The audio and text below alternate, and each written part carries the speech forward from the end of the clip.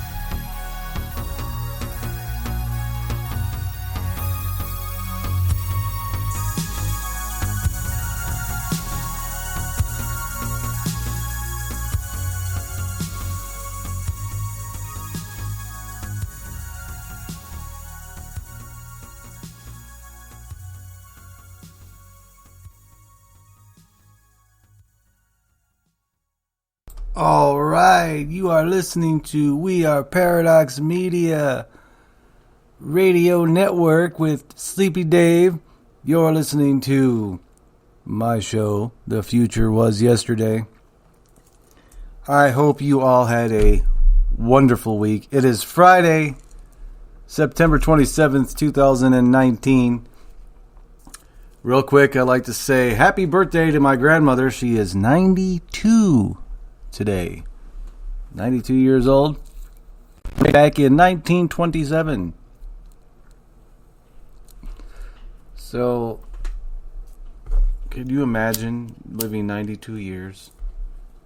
God bless you. Anyways, I'm going to fly by the seat of our pants tonight. I have a few interesting news stories that I stumbled upon. And then maybe a little bit later we'll get into the work of Dr. Carla Turner, UFO researcher and author. And as the new term now in UFOlogy is experiencer. She was an abductee. So we'll go into a little bit of her work. I'll be reading from the book Taken, came out in 1994. Some of the cases that she worked on, interviewed some abductees. And we'll take a look at that. See what else is going on. If you have any questions, just be sure to type them in caps in the Spreaker chat room. We are on all sorts of media. Spreaker, iTunes, Spotify. We're in the cloud. We're out of the cloud. No, just kidding. Twitter, Facebook. I remember back in the old days, it was just MySpace and Yahoo. Remember that? Everybody had MySpace. You got MySpace? Well, I got MySpace. I got songs on MySpace, too. You listen to my songs? Better download my songs. $5.50 a track. Only $5.50 a track. No, but those were fun days, huh? So let's look at a news story. I'm just going to randomly pick one, okay? News story roulette. Now, here's something interesting. Everybody's yelling and crying about climate change, and there was that one teenager. I saw her giving a speech, and she's crying and this and that. We have to save the planet. It only has 10 years to live. We're all going to die, just like the movie Knowing. Oh, my God, help! All right, we're not going to die anytime soon. At least, I hope not. God willing. But this news story comes from sorendreier.com. I will spell it SORENDREIER.com. Like Dr. Dreyer.com. Just kidding. 500 scientists write to the United Nations. There is no climate emergency. News story from September 25th, 2019. And a little bit about the story. It says more than 500 scientists and professionals in climate and related fields have sent a European climate declaration to the Secretary General of the UN, asking for a long overdue, high-level open debate on climate change. And wasn't I just talking about that teenager? She's mentioned here. Just as 16-year-old Swedish climate activist Greta Thunberg addressed the UN Climate Action Summit in New York, accusing world leaders of robbing her of her future. Scientists were begging the United Nations to keep hysteria from obscuring facts. Look, nobody stole your future, lady, okay? I'm sorry to say, whatever pill you swallowed, whatever Kool-Aid you drank, whatever Jim Jones II was serving up, you drank it. I mean, really, at 16 years old, was I concerned about climate change? No. Mom, give me the keys to the car. I got a date on Friday night. Come on, give me the keys to the car. That's what I was concerned about. Going out with Jenny on Friday night. I wasn't boo-hooing. Like I said the other day, if you were listening, the big thing in my day was the ozone layer. Oh, we're killing the ozone. There's big holes in the ozone. There's a hole in your head. Yeah, either way. So the article goes on to say climate science should be less political while climate policies should be more scientific. The declaration states, scientists should openly address the uncertainties and exaggerations in their predictions of global warming, while politicians should dispassionately count the real benefits as well as the imagined costs of adaptation to global warming, and the real costs as well as the imagined benefits of mitigation. Look, Earth has been going through pretty catastrophic changes in the past, weather patterns, hurricanes, by some accounts. And what I mean by some, if we go with the biblical historical text, Noah's flood, but that story seems to overlap into other cultures as well. It was well known still that there's water coming up through springs through the bottoms of the oceans. So, either way, as I was saying, that's an example of a catastrophic weather event. Whether if it really rained for 40 days or 40 nights, some may contest. I believe it to be so, but you're free to think whatever you want. But either way, what we have left over is climate change. But that, it's a natural occurring thing. So, just like I heard AOC the other day saying, oh, Miami won't be around in 5 years. Or something silly like that. Yeah, I think I played you the news the other day on if you were listening. But it's just, I understand. Look, if you want to save the environment like they say, but you're too busy up there geoengineering stuff. Like, here's one. Let me find this news story because it was very, very good. I couldn't believe it when I read it. Has to do with Bill Gates. So as soon as I can find that, I had it bookmarked, but now it's gone. It vanished in the wind. So let's see. I don't want to go with that story just yet. A little too heavy. So, but Bill Gates, it was a Bill Gates story of what he was wanting to do and put his money behind and all that kind of stuff. Okay, well, here's something that some of us can relate to, I think. Now, 5G. Now, it's not up in all of the country. It is, from what I understand, it's up in my area here in Phoenix, but it's not activated yet. I don't know if that's true or not. I've heard several different things. But especially you see these 5G towers out there in the shapes of the palm trees. And that's a little spooky. And I saw that with my very own eyes the first time the other day. Yep. I didn't mean to jump from one subject to the next. I'll get back on the climate change. I think I got off course a little bit. But either way, I'll just go back to the climate story. See, I shouldn't do that. Slow down. See, I'm so excited. It's Friday. You guys are joining me. We're having fun.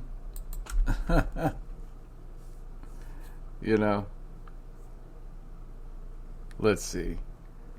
Somebody asked me, how long are we on the show for? We're 3 hours. And if that's not enough for you, then you can always hit replay and hear Kevin or Tessa with their fabulous programs. So going back to the climate change story, there is no statistical evidence that global warming is intensifying hurricanes, floods, droughts, and such like natural disasters, or making them more frequent, they declared. However, CO2 mitigation measures are as damaging as they are costly. For instance, wind turbines kill birds and bats, and palm oil plantations destroy the biodiversity of the rainforests. There is no climate emergency, therefore there is no cause for panic and alarm, they note. We strongly oppose the harmful and unrealistic net zero CO2 policy proposed for 2050. Yep. So I see where I got off into the tangent about the geoengineering because of the 5G or the climate thing. You know, I've been watching them spray in the sky for, at least since the 90s. When nobody and their mommy was looking up in the sky, really. Except for to report the unusual UFO object in the air. But I remember taking photos of bioengineering trails, chemtrails, as some would say, in 2000, 2001, 2, just, flying overhead. I'm like, wow. And I'd say, what are those things? It's not the smoke or the exhaust, because it kept lingering around and it would spread out. And then you start hearing about it on programs like Art Bell, and late night talk shows. Then they'd have the experts on. And the experts say this. And the experts say that. Well, I'm no expert. All I know is that they're spraying something funky in the sky. And sometimes, especially over the summer, it was really bad because they would spray like 3 long lines, like almost above each other, and then they would spread out like thin clouds. And one time, man, they sprayed 3 huge chemtrails over the city. I mean, I'm talking like the whole valley. And the way the clouds and everything dispersed, it was too perfect. Each cloud almost looked the same. It was nuts. And I think I got a shot of it somewhere. But from time to time, I'll post them on the Facebook or whatever, just because they're everywhere. I don't care where you are in North America, Canada, Mexico, Rhode Island, Maryland, Colorado, Pacific Northwest. You're going to see these things. And for somebody to tell you that is just an airplane contrail, boy, let's just call that willful ignorance. Yes, don't forget to hit the love button. It really means a lot to us. Love, love, love. Hit subscribe if you're listening through Spreaker or YouTube, or come find us on Facebook. We are Paradox Media with our lovely co-founder. Well, she's the founder, not co anything. She is the owner. Lovely Tessa Nicole Thomas, TNT. Anyways, getting back to the climate change and the chemtrails and all that fun stuff. I just remember reading about it in, old so-called research books or conspiracy books, things like that. And a lot of people, a lot of the authors back then and the researchers reporting on this kind of thing were doing it at the time, great risk, because you didn't talk about it. The black helicopters didn't exist. You're crazy.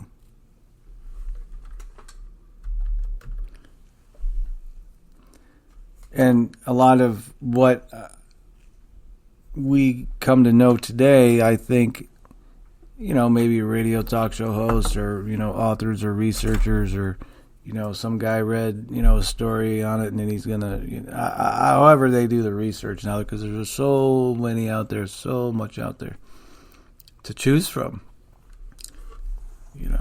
So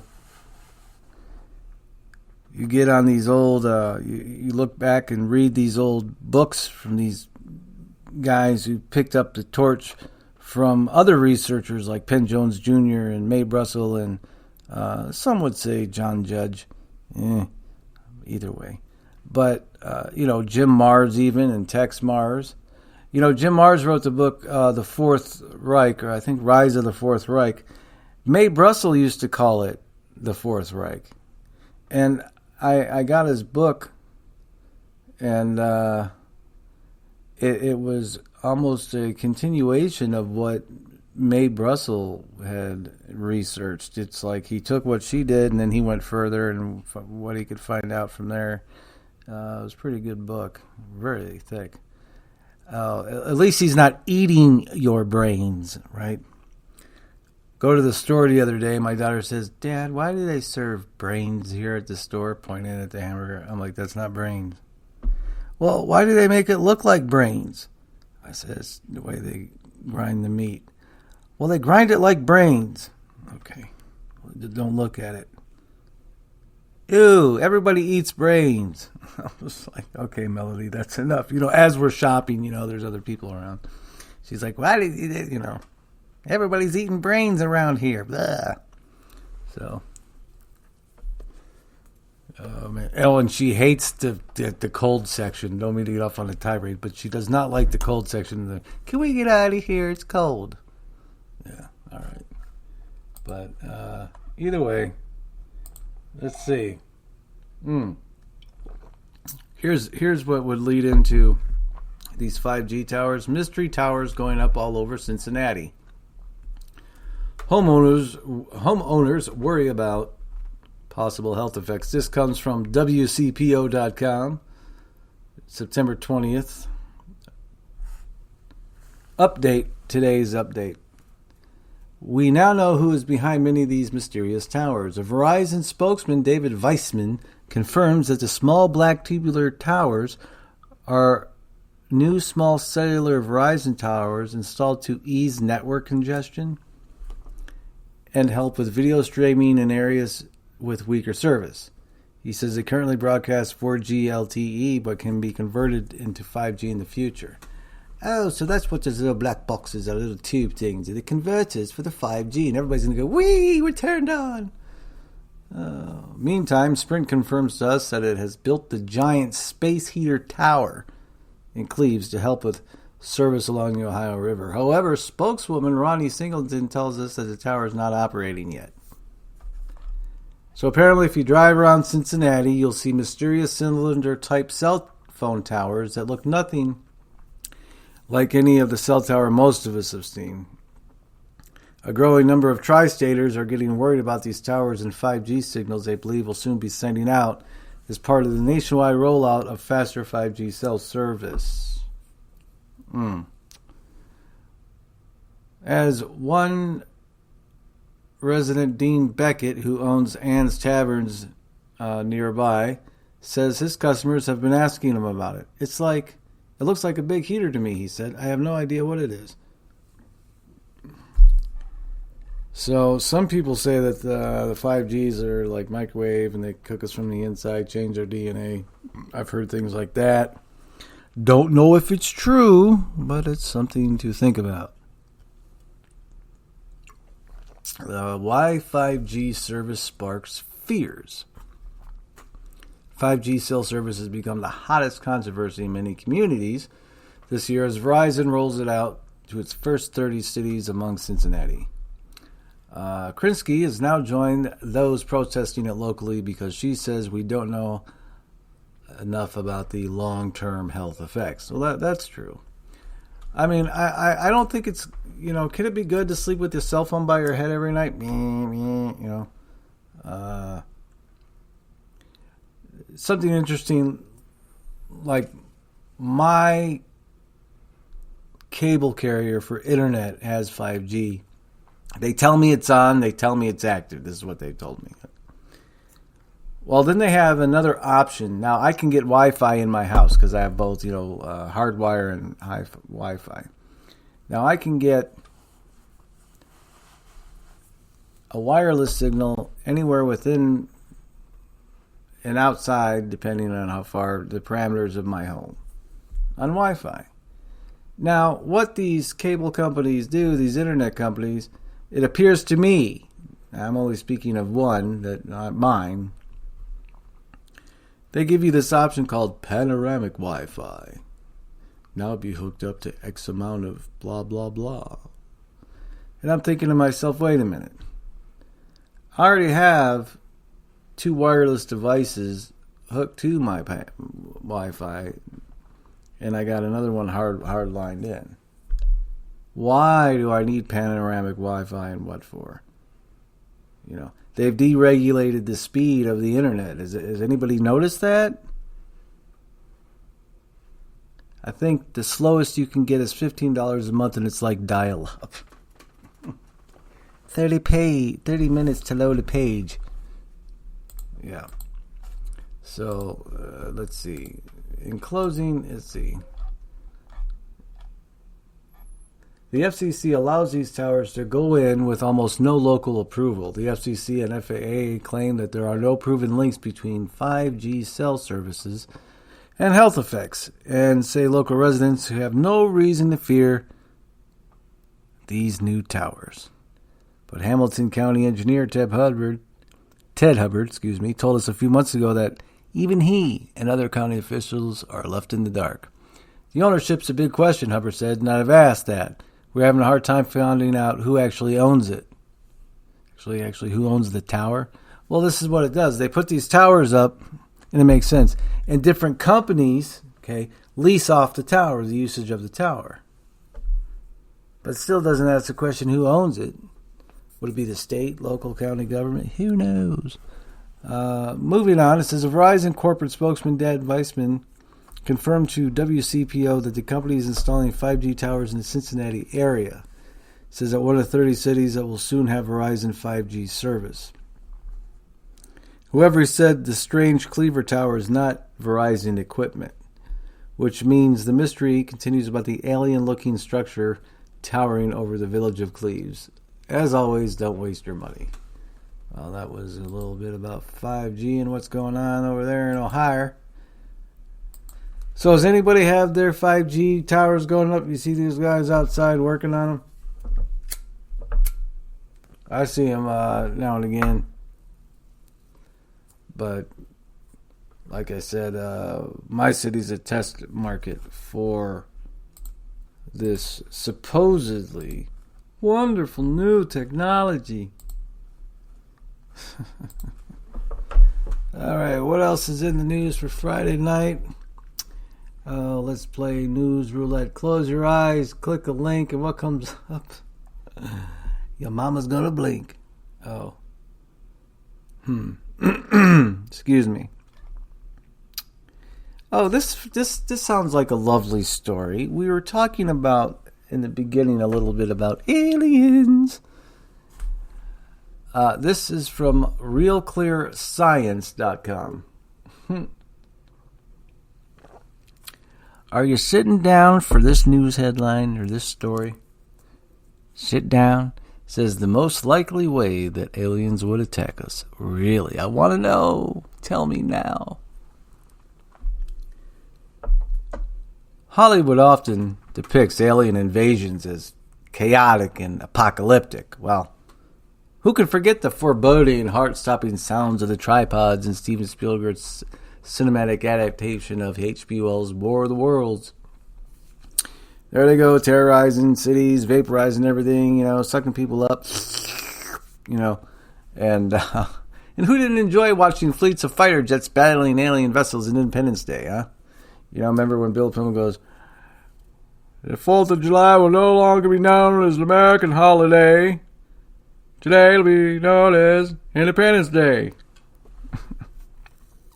For the whole world. Everybody cheers. Yay! Yeah, and then Randy Quaid saves the day. Well, the odds are good that Earth will never be attacked by extraterrestrials. Have you seen or heard of Warner von Braun, warn of a fake alien invasion, among other whistleblowers? Hey, what do we call them? Whistleblowers, that's right, whistleblowers. After all, we haven't even spotted any. Oh, you've been looking in the wrong places. There's plenty of guys and gals out there who spotted these creatures. Moreover, if an alien race were hostile, their likeliest form of assault would be nothing like in the movies. Well, how do you know? What do you think? You're going to come down here? I want to order a donut, please, with cream filling. And don't forget my coffee. You think? Yeah, okay. It'd be far more subtle, but no less nefarious, a computer virus. Gosh. I don't know. I can't imagine these guys landing. Shoo, here we come. We're landed on the lawn. We're going to get out, take some soil samples. Oh, look, there's little Benny over there. Come here, Benny. Want to go on the ship? Come here. Get over here, Benny. Yeah. Anyways, article goes on and says, astrophysicists Michael Hipke and John G. consider this possibility in a paper published last year in the preprint server ARXIV. I don't know how to pronounce it. Space is big, high-speed travel is difficult, and fleets of battleships are expensive, they reasoned, so the likeliest mode of attack for hypothetically malicious aliens would be code concealed in a message. Such code contained advanced AI that could sneak into computer systems and spread throughout the internet, or a virus that would destabilize banking systems and electrical grids. Okay, now you're going to blame that on the aliens? Hackers can do that. And you're blaming aliens? Oh, this guy's funny. Oh, these stories are funny, guys. Or perhaps they suggested an alien attack could be simply a panic-inducing prank. A statement like, "We will make your sun go supernova tomorrow." That's not a prank. Who comes up with these lines to write for these stories? Putting the words of the aliens in their mouths. "We will make your sun go supernova tomorrow. Then we'll be back." Oh, some of these news stories, reports, realclearscience.com. That's real clear. In closing, the message cannot be decontaminated with certainty, Hipke and Learn cautioned. For anything more complex than easily printable images or plain text, the technical risks are impossible to assess beforehand. We may only choose to destroy such a message or take the risk. The risk for humanity may be small, but not zero. Overall, we believe that the risk is very small and the potential benefit very large, so that we strongly encourage to read an incoming message. Oh my gosh, really? Sounds like SETI, the silly effort to investigate. We're going to listen to radio signals, and if you get the Rolling Stones love, let me know, please, because then we're going to have to turn it 6 micro dashes to the left. And then if you get a little beep, beep, beep, beep, then you got something there. And I'm not making fun of it. But let's examine. Oh, God, I'm on the subject of aliens now. You did it. You done it. See what you done. I don't like the term aliens. Well, we'll call them that. They're ugly little things, man. They're not cute. Let's be honest. The big old eyes, small slits, and they have teeth, little chompers. And some, like my buddy Chris told me, they're translucent, like pale albinos. And then you can see all their veins in their arms and their torso and their legs. Can you imagine looking at a pale albino and being able to see all their veins in their body? Frank Zappa and Roto-Rooter. So I was just reading. Frank Zappa. You know what? Frank Zappa, God bless him. Yep. He was a great one, wasn't he? But getting back to the alien bit. Getting back to the aliens. And other stuff. I'm gonna tell you a story, okay? We're gonna let's see. This is some military UFO reports. I always like those. So let's spend a few minutes here. Now these are from the reports of the words of the veterans, of the men themselves. All right. we will examine a few experiences with these unknown craft from Shemya veterans. Shemya Air Force Base, Alaska. Now, this sightings were not uncommon on the island, and they happened over a course of a long period of time. At 10:05 p.m. on March 29th, 1949, Eldon White in Plymouth saw a white-sided gray bat-shaped craft falling leaf-like towards the water. The craft hovered 75 feet above the water for a few seconds and then angled into a steep glide into the water, the craft never resurfacing. In a letter to NICAP, dated April 4th, 1966, Mr. White writes, "Dear Sir, many times from many places I have postponed writing to you. I presumed even you would not believe my story. I write to you now because of an article I read recently in Martin Caden's book, Hydrospace, Chapter 2. On January 1952, while employed as a rigger on Shemya, a 2x4 island in the Aleutians, the following happened. It was my day off, and I was wandering around looking for blue fox burrows when a whirring, whining sound caused me to look up. About 300 feet above me, falling leaf-like towards the water, was a gray bat-shaped craft. It was about 30 feet across. The leading edge of its wing was spaced with round openings emitting a greenish-yellow glow. Top center of the wing was a dome, emitting a pulsating red glow from the inside. Underneath and left of the wing was a long rod shaft. About 75 feet above the water, this craft commenced hovering for a few seconds, then fell into a steep, angled glide and disappeared beneath the water. I gaped and waited for quite some time for it to resurface, but it never did. In addition, in August of 1949, while employed as a brakeman on the Alaska Railroad, I sighted a similar craft, minus the protruding rod or shaft. To conclude, I want you to know I have not mentioned either case to anyone over the years. Why? Well, hell, the scoffers said, "Fox on Shemya, you're nuts," and blew at that. But, sir, the fox are there. Imagine if I had used a verboten phrase UFO. Most sincerely, Eldon L. White. Well, that was pretty interesting. But that was his report to NICAP, his letter. Read it verbatim there for you all. And on that same night, a United States Air Force B-29 bomber crew reported seeing a dull yellowish light flying at 2,400 feet. Now we kind of go, there's not much reports after Eldon White's. That seemed to be the two major ones for the area. Because as we float into the 50s, they kind of, at least for that area that I have been able to find, they go stagnant. There's nothing there. You know, maybe a line or two, you know, a green light dotted off in the distance, you know. But nothing concrete like this one. From October 23rd, 1966, Shemya AFS military ground visual.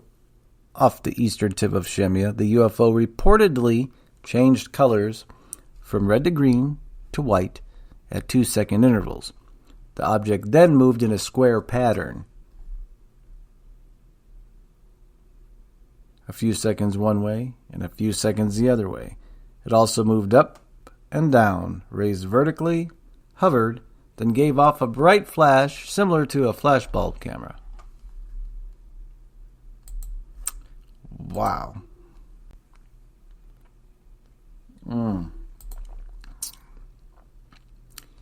Now, next is a story from a military veteran about his experience seeing strange aircraft. I can't even talk. Aircraft.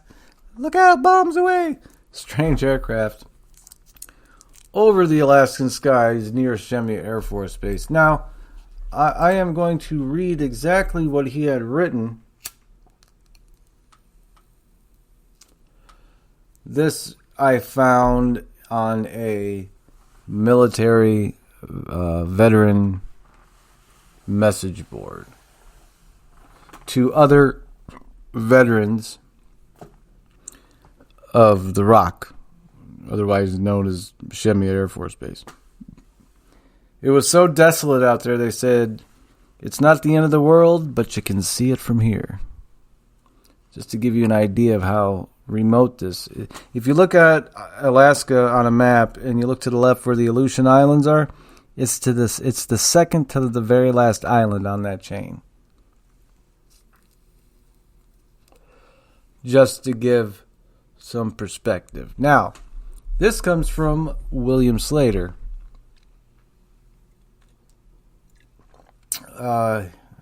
He says, to paraphrase the saying, in every person there is at least one good book.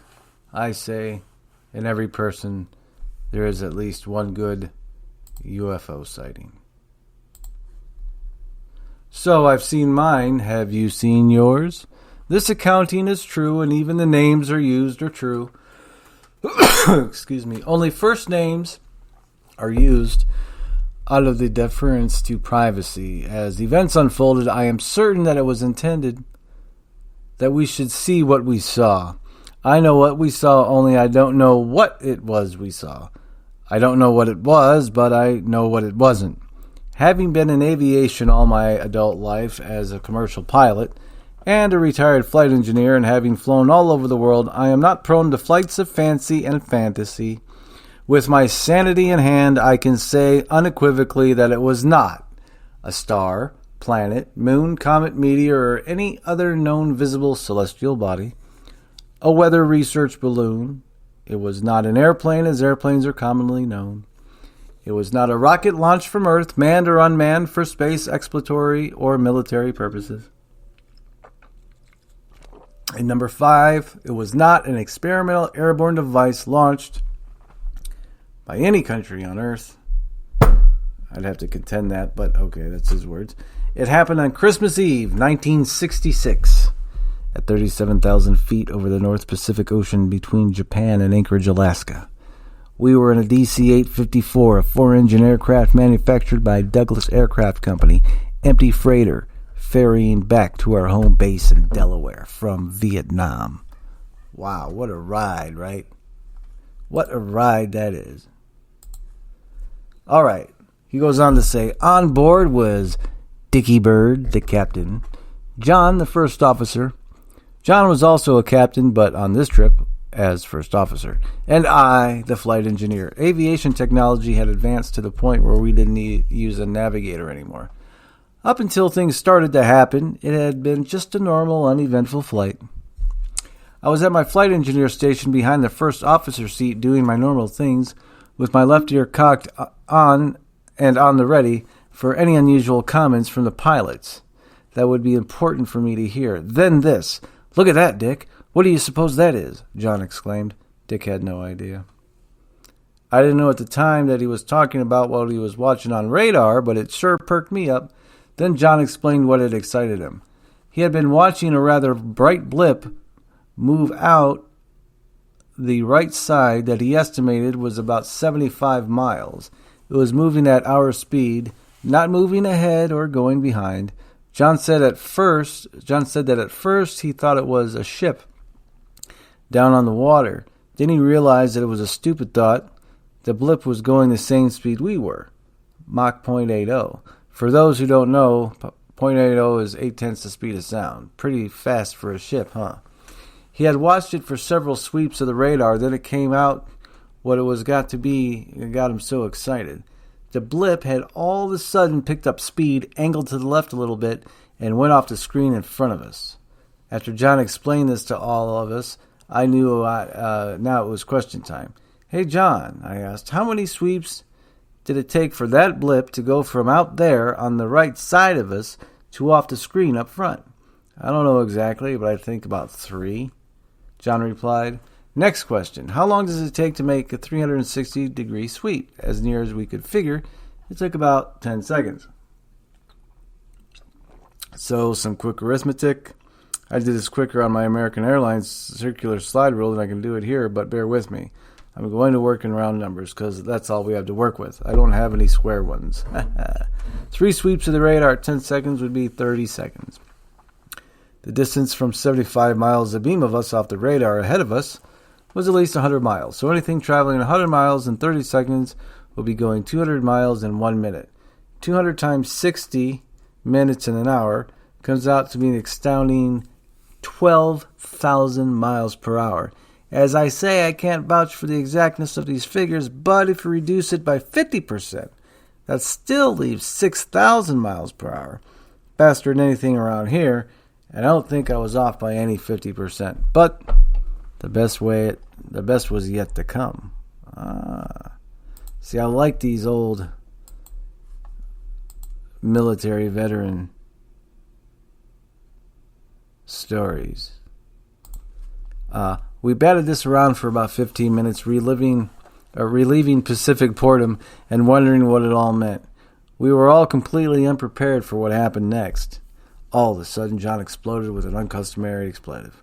While pointing out through the captain's window, "Christ almighty, what the hell is that?" Dick and I both immediately looked in the direction that John was pointing. I wouldn't even attempt to explain what I saw. I can only describe it. As I said, we were not prepared for what we were seeing. There alongside was the brightest white light I had ever seen. It reminded me of magnesium burning. It was impossible to tell in this black of night how big or how far away it was. This demonstrates the inherent stupidity of the human being. When John was describing what he had seen on radar, we hadn't thought to look outside when we saw what we saw outside. Nobody thought to look inside at the radar. We were so enthralled at what we were seeing, nothing else seemed important. Who could blame us? Out behind this brilliant white light was strung a long red tail of flame of unknown length, but a long, long ways. At the end of this red column was a flame of lesser intensity, red blending into orange. This whole display reminded me of rocket shots from Cape Canaveral, except it had much longer and narrower fire tail, and it was going horizontally. This extremely bright light paced alongside us for a few minutes. No, that's probably not true. I lost track of time. It was probably less than a minute. All of a sudden, it took off. Now, I have no idea how fast it was going. All I know is that we were going 8/10 the speed of sound, and this thing ran off and left us like we were standing still. After it got a ways in front of us, and it cut over to the right until it was directly in front of us, and then corrected to the left, accelerated, and then went out of sight straight ahead. Although I entertained the thought of the existence of UFOs for some time, this was beyond the scope of my reasoning. This led to some more conversational disagreement. You got to know John. He very seldom agreed with anything anyone said if that person was below his self-proclaimed station in life. After this thing or things traveled from along to in front of us, I noticed immediately that I was now seeing 3 distinct glowing objects. The best analogy I can think of is if you hold up 3 fingers spread out in a row out in front of you. You see all 3. But good old John didn't let me down. When I said I saw 3, he insisted there were 4. Isn't that something? Here, we've just seen something neither of us had ever seen before, and we're arguing about how many we saw. After several more minutes of animated conversation that is impossible to even begin to relate here, I finally sorted out these things. Dick had a camera in the bottom of his flight bag, but was so flustered he had not been able to find it. He found it when it was too late, of course. John had this very profound statement to make. All of my life I thought nothing like that existed, but now I'm not so sure. The only thing I could think of was, John, you stupid jackass, you saw it with your own 2 eyes and you're not so sure? What does it take to make you believe what you saw? There was one more to come, and for you have to remember it was Christmas Eve. John called Shemya Control in the Aleutians to give a position report. In a sort of an inside, he asked, "Have you had any reports of UFOs tonight?" Shemya's nondescript answer was negative. End of conversation. Not only negative, but period. Roger came from John. Nothing more, nothing less. And I thought to myself, John, you son of a bitch. Everybody knows that on Christmas Eve, everyone equates UFOs with Santa and his reindeers. tell them what we saw, but he never did. And I rode along for the rest of the trip in a state of complete frustration. My only thought was, how can anyone be that stupid? In due course, we landed at Anchorage, completed our normal customs clearance, and proceeded to the hotel. I only relate this because later I went to a local pub for Christmas Eve libation and to relax a little, and who should invite me to their table? And quite unknown to me, but the air traffic control man from the local center. We discussed what I had seen, but he could offer no suggestions. Anyway, we had a long evening of great conversation. His name was Rhodes, and anyone with that name was always known as Dusty. I saw him several times after that when I had trips through Anchorage, but it was never the same. You only experienced your first UFO one time. Anything after is anticlimactic. In this regard, I can only say, Dusty, if you're reading this, do you remember? I do. In retrospect, I have concluded that the maneuver we saw was the same on both sides of our aircraft, only by seeing one on radar and one visually, they seemed different at the time. This leads to the conclusion that the thing that we saw, whatever it was under some type of intelligent control, and the maneuver was intentional. As fate would have it, about 2 weeks later on the return trip from Europe, over the Atlantic Ocean, at a time when the captain was out of the cockpit, the first officer called my attention to a light about the brightness of a star far off in the distance, out through the captain's window. When you are accustomed to looking at stationary stars, one that is moving gets your attention right away. As we watched, this light moved from far out on the left across in front of us in an apparent straight line and continued until it went out of sight near the horizon to the right in front of us. As I considered what we had seen, the thought came to me that this could be the same as what I had seen in the Pacific, only it was so far away the red tail was not visible. Even though this sighting was 30 years ago, the information contained here is just as viable now as it was then, as there seems to have been no noticeable progress made by this government or anyone else towards solving a phenomena of this nature. Sincerely, William Slater. Well, let's take a break and think about that for a minute. So he sees this horizontal flying UFO flying, shining bright as magnesium with the red tail on it, going into orange and into a lesser flame. That would be trippy, seeing that outside my window of my airplane. Don't you think? Wow, that's like a rocket. What kind of rocket is that? These guys, and that's Christmas Eve, 1966. The good old 60s. Let's see. We might have time to dive into one more before we go to break. Let's see now. Well, that one's kind of... Oh, Lord have mercy, this one's long.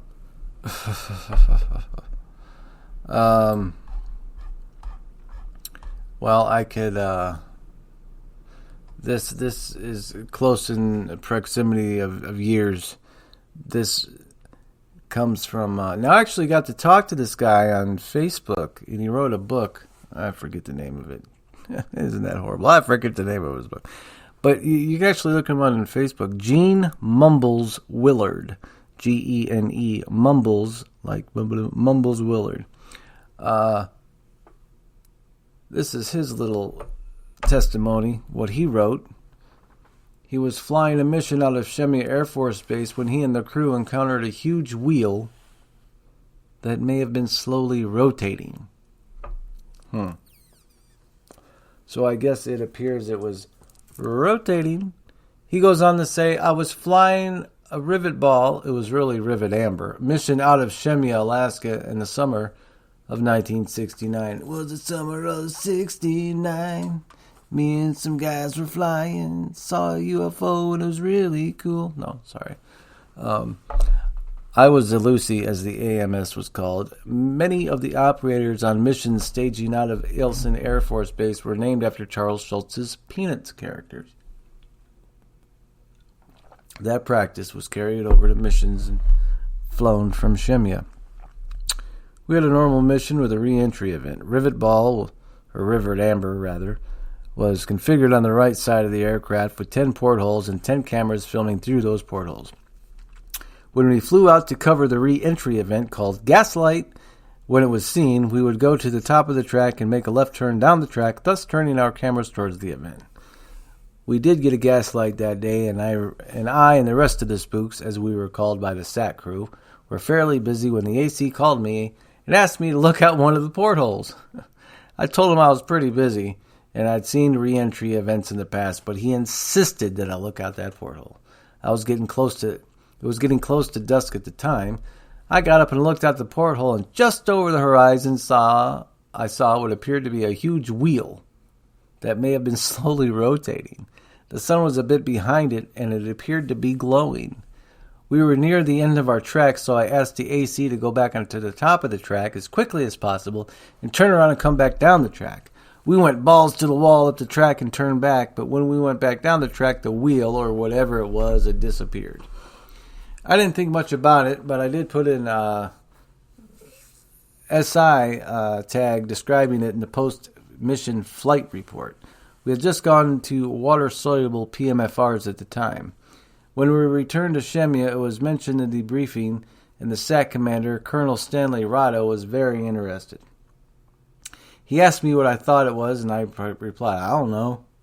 I tried to gaff him off a bit by suggesting that maybe the Soviets were testing an ABM, and that's some type of aurora or dirt or something. Or that it was that. Stanley was smarter than that, and I should have known it. He said to me, Gene, tell me where ABM systems are located. I told him one around Moscow and told him where the other one was located. I told him, he then says, do you really think the Russians are going to violate the ABM treaty when they know we're always out here? Or words to that effect? I said no, and he was right.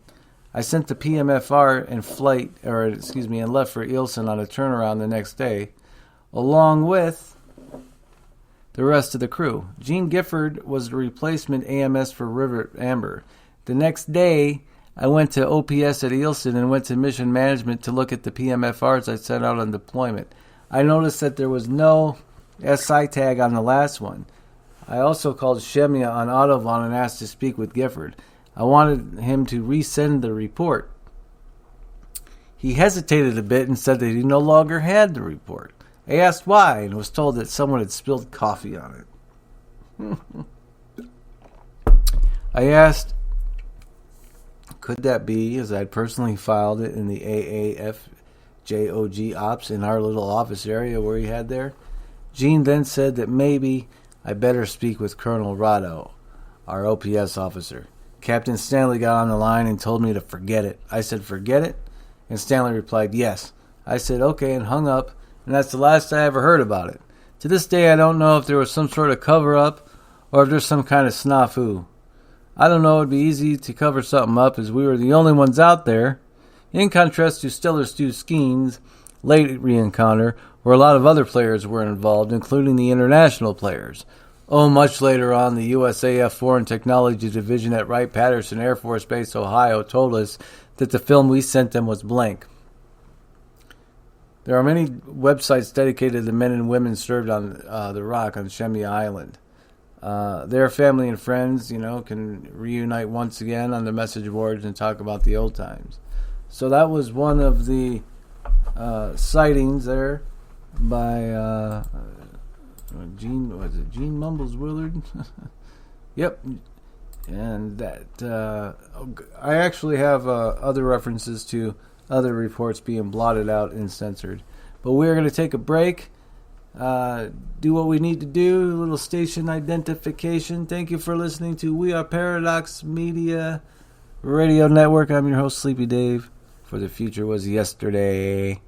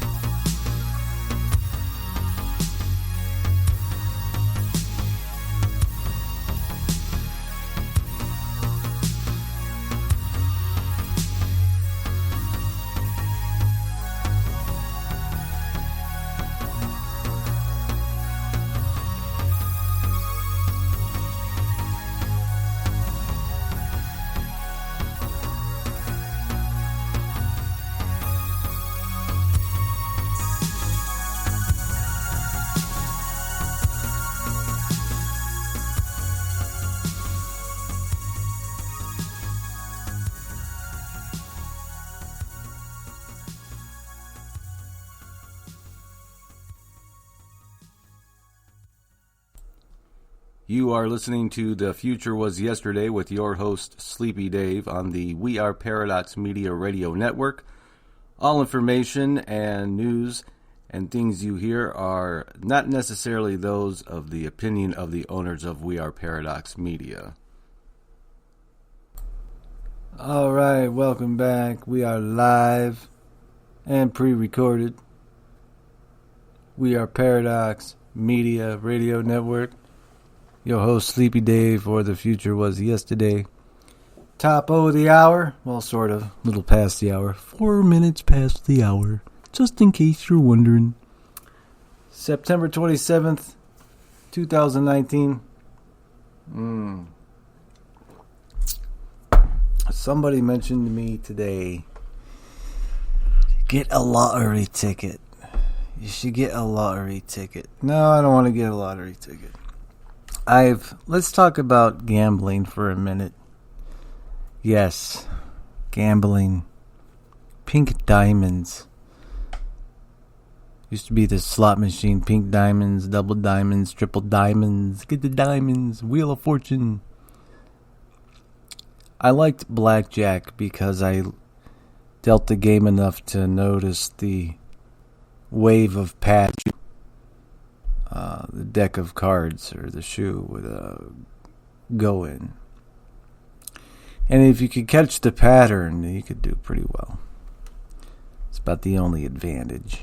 And there'd be a high and low pattern sort of thing. So one night, old Sleepy Dave, let me tell you, you try. I'm not going to get into it. But what happened was, it was my birthday a few years ago. And I went to the casino with, I think, $100. So I sit down at the 3-card poker table. The best pair, you're playing against a dealer, so, you could play the extra bet, which would be, I forget what it's called, but you have to have a pair or better, basically. And you get paid on your normal bet and then on the pair bet. So I made a $10 bet on the I was betting I'd get a pair or better. I ended up getting an ace 1 2 3, a straight flush, man. $400 winner, Sleepy Dave was. So I was like, wow, that's awesome. $400 right there, plus the 100 I kicked in. That's $5. Yeehaw, motherfucker. Actually, I had 6 because I had 200. Excuse my language. I just say that. Oops, bleep that out. So I had $600, right? And I go in to the $100 a hand blackjack. So I sit in the middle of the table. And to my right, an Asian lady sits. And to my left, an Asian guy sits. And they're making like $5,000 and $6,000 bets. As to my minimum bet, which on the table is $100. Minimum $100 bet, maximum $5,000 bet. So they're making maximum bets as to my piddly $100 bet. And they would lose, and I would win. Piss them off, man. So Sleepy Dave got to be going up there, making $200, $300, and $400 bets at a time. Like, whoa. And it was based solely really on what the dealer was doing, but based because I knew how these people were going to play. I knew how the dealer was going to turn out. Usually. I lost, $300 or $400 here or there, but I walked out of that mofo with down near $3,000. First and only time I ever did it. So it can be done. It's very rare. Because then after that, I would walk into the high stakes, with the $200, which is, only two hands, really. And I'd double or triple the money real quick, and I'd walk out. What are you leaving? I just made $800 in 3 minutes. No. Bye. So that's about the quickest way I've ever won any money. Some people are just, you want to talk about luck here for a minute. That guy was born with a silver spoon in his mouth. Everything he touches turns to gold and platinum and, I had a cousin like that. Man, Anything you wanted. Wow. But anyway, so earlier last hour we were talking about UFOs and some military accounts of what these guys saw. Moving along tonight. Let's see. Anything interesting? And then okay, well here's this comes from Natural News. Now, who wants to hear some natural news?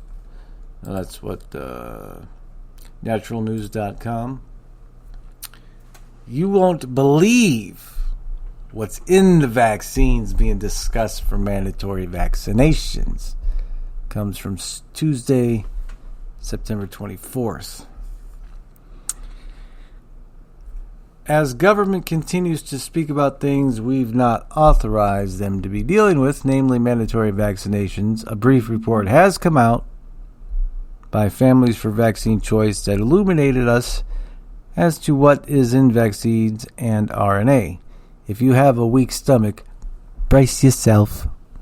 Articles by Tim Brown, republished from sonsoflibertymedia.com. In a report posted earlier this year, the group pulled from a few sources, including the Center for Disease Control's own website, to provide the following information.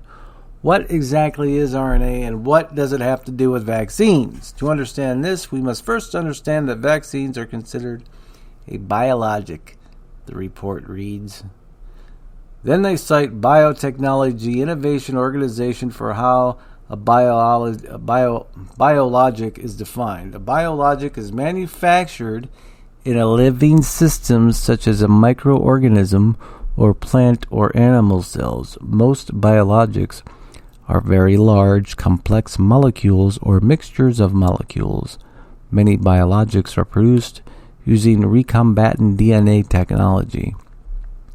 It is difficult and sometimes impossible to characterize a complex biologic by testing methods available in the laboratory, and some of the components of finished biologic may be unknown. Therefore, biologics, the product is the process. Because the finished product cannot be fully characterized in a laboratory, manufacturers must ensure product consistency, quality, and purity by ensuring that the manufacturing process remains substantially the same over time. Blah, blah, blah. I'm sorry. Recombinant DNA technology. I mean, that doesn't sound good, does it? It goes on to say, joining together of the DNA molecules from two different species that are inserted into a host organism to produce new genetic combinations that are of value to science, medicine, agriculture, industry. Focus of all genetics is the gene. The fundamental goal of laboratory geneticists is to isolate, characterize, and manipulate genes. Really? You think? So you want to hear more about that craziness? Naturalnews.com. You won't believe what's in the vaccines. No, I won't. We could probably spin yards about that all night, right? What's in the water? Don't drink it. Speaking, I have to say, I'm going to talk about music for a minute. The original Motorhead, Eat the Rich, and AC/DC's Sink the Pink. That kind of goes along with Sammy Hagar's Dick in the Dirt. Anyway. Now here is another news story. I pull these things not because I necessarily believe or follow, or I just find them interesting. What is going on around the rest of the world that you might not normally hear on the 6 o'clock evening news. Now this is from Europeans Worldwide. Europeans Worldwide. The ethnic European, the voice of ethnic Europeans worldwide. Okay. That's just the title. I'm not endorsing, saying anything. It says, still deceiving yourself that population replacement is a conspiracy theory. Well, let's see. Article says, Emma Bonino, a parliamentarian of More Europe, interviewed on the sidelines of the conference, The Contemporary believes Europe's survival and its welfare needs should only come from only the transfer of people from the most populous countries of Africa. We need to organize the population transfer from Africa, and in particular from Nigeria, which is the most populous country and in 50 years will have greater population than all of Europe. We delude ourselves that it's enough to make a wall and they will remain there. Well, it's not so. So they go on to say, anti-white corporate media, which is primarily owned and managed by non-Europeans, claims that the European population's ethnic replacement plan was a hoax invented by conspiracy theories to spread hatred. I don't know. Let's take that for a minute. I have read, I'll reference the book Behold a Pale Horse, written by William Cooper. Now, I take very lightly what is in that book. Now, it's a favorite among the old conspiracy researchers or readers or anybody into that sort of thing. But I just don't know how legitimate William Cooper would be. Did he die under mysterious circumstances on the outset? No. On the inset, yes.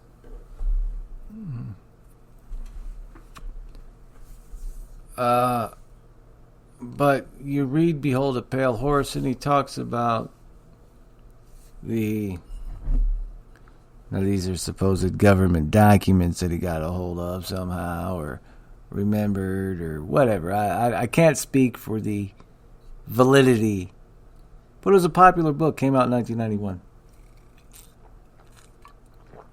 Talking about the breakdown of the family, how homosexuality was going to be praised and that sort of thing, because it promotes it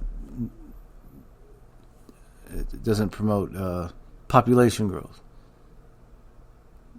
You can call in, sure. Let me think of the number. I think it's 984-219-8355.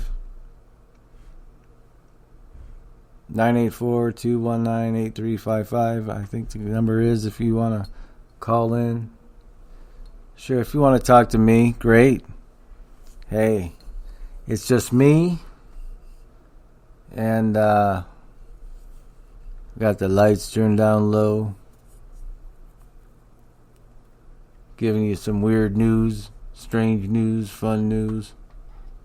So let's just step aside for a moment. You know what I thought was a fun thought? No. I gotta type it out. Excuse me, folks. 984-219-8355. Yes, that's it. That's my Spreaker. Not my Spreaker, my Skype, if you want to call. 984-219-8355. Phone lines are open. Call. Be a whistleblower tonight. No, I'm just kidding. What I was saying before. What if the Nazi bell was the Kecksburg UFO? What if it was the Nazis actually travel forward in time and they land in Kecksburg? Here comes the U.S. military up on those guys, right? Man, you imagine seeing that, you'd be expecting E.T., you see two Nazi officers. Dude, what year is it? 1968? Or what was it, 66? Can't remember. Either way, it's the late 60s. Oh my gosh, it was just like 1945 2 seconds ago. Where are we? America. Oh, take these guys, put them under the tarp. Get the Nazi bell under the tarp. They're howled away. I always thought of that a plausible theory if you want to talk about time travel for a minute. And that's the whole thing with, like I was saying the other night, the Call of Duty World War Nazi map on Der Reese. It's all about the Nazi bell and all about the schematics. And it has like the real blueprints from like these declassified government archives and stuff. I mean, they actually posted it on the walls as like, in the game as you're running around. But like I said, in the game you hook up the teleporters. But that's what they said that they were working on too, supposedly. Can you imagine teleporting from one end of the country to the next? Like stepping a time warp or a time tunnel. Oddities of time. I haven't had any oddities of time here in the West as I had oddities of time when I lived in the eastern part on the eastern seaboard of the almost on the eastern seaboard of the United States.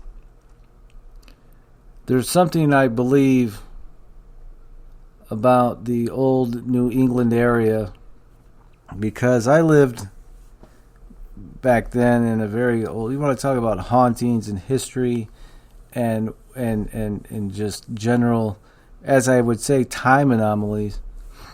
I have no idea what is going on there. It could be something spiritual and the demonic, and the black art, what I would consider the black arts. Who knows? Could be ramifications of, experiments on unwitting populace in the area as to why seemingly supernatural or weird events take place. Like case in point, I'm driving one day. And I'll tell you, I've told the story before. Maybe if you haven't heard it, I will tell it again. And feel free to call in at 984-219-8355 and give me your 2 cents or 5 cents or what it's worth. But this happened. Honest Sleepy Dave here. So it's December 21st, 2017. I'll never forget the day. It was a nice, clear day. It was December. I was driving on the freeway to my buddy's house. Had the day off work. Madam President was in school. So I'm driving, heading south. And I think it was in the 97, yes. Well, there's a flight path for all the airplanes to come in and land that flies over the 97 and flies in Glen Burnie, which is BWI. See, BWI is not in Baltimore. It's in Glen Burnie. Anyway, these planes would fly really low over the freeway. So as old Sleepy Dave was driving, it's about 1:30 in the afternoon, got it on cruise control. It's a nice, clear day. There's a few clouds in the sky, nothing obstructing. No freeway. No cars on my left of me. I'm in the far right lane. And I see this Southwest Airlines jet coming down, flying. He's coming low. He's coming over the freeway. And I look up to my left. I'm watching that thing. And you know what that mofo did? You know what he did? He defied the laws of, physics, or defied the laws of whatever. He stopped in midair. Now, most of you say, well, it must have been the wind, holding it back. But no, man. That thing stopped. Like, I watched it with my own 2 eyes. I'm driving. I have it on cruise control. I look up. It's flying 1 second. Next second, he just stops. I said, no, it didn't. That's what I said out loud. No, it didn't. I said, why aren't you moving yet? And then I looked ahead real quick to see, I'm making sure I'm not swerving. I look up to my left again, and that guy still stopped. I'm like, you should be moving. That's why I said, you should be moving.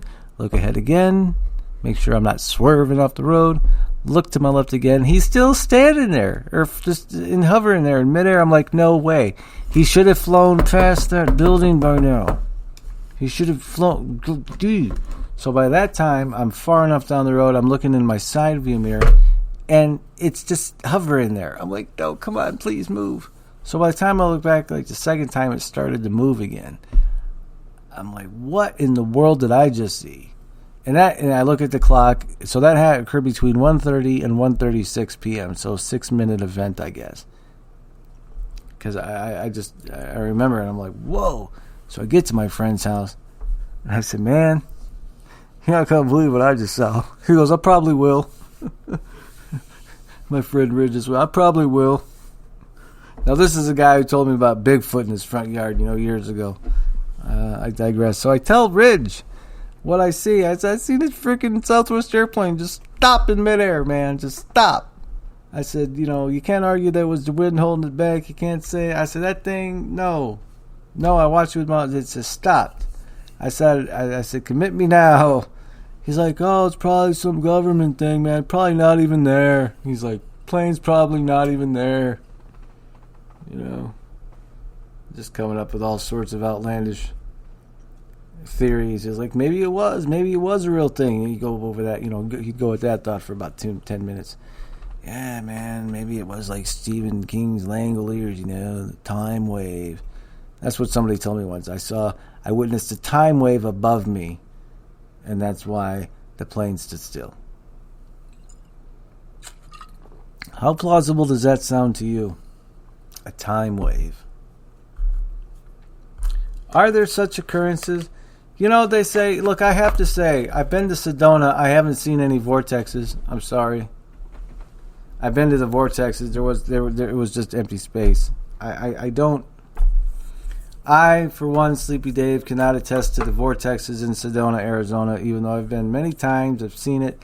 Now, Sedona is a weird place. Yes. Parts are strange. Like, I'll give you an example.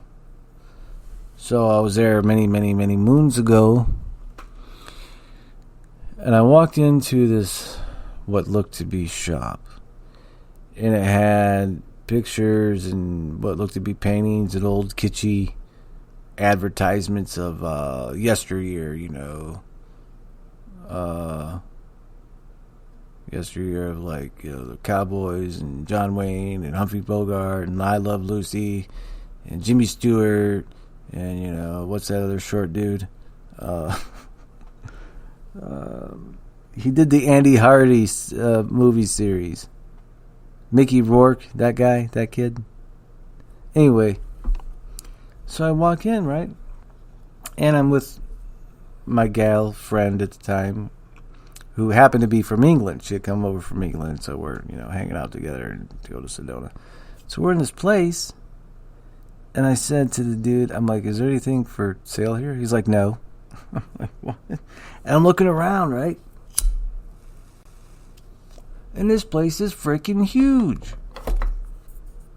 I mean, he's got paintings on the wall you'd think be for sale, but nope.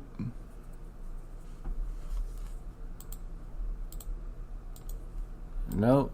Nothing. And he had these pamphlets like on the desk there, or what would have been where the cash register should have been. And he says, here, take this. It was some group. It was some, I don't know. And so I took the pamphlet. I can't remember, but I remember the girl I was with said, it's probably some cult. Probably some secret cult. That's what they handed you the pamphlet for. Here, call this number. Ask for Steve. I'm just kidding. But yeah, it was something weird like that. And then, let me tell you, it is like being on the planet Mars. You go to Sedona. The rocks are so red. Oh, man. And here's the thing. They have a chapel built into the rock, into the side of the mountain. And you can go up there and you walk and stuff and pay some money, or you donate money, I should say. You can light a candle and all that fun stuff.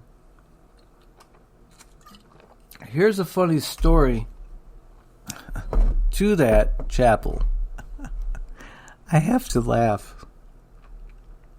And forgive me.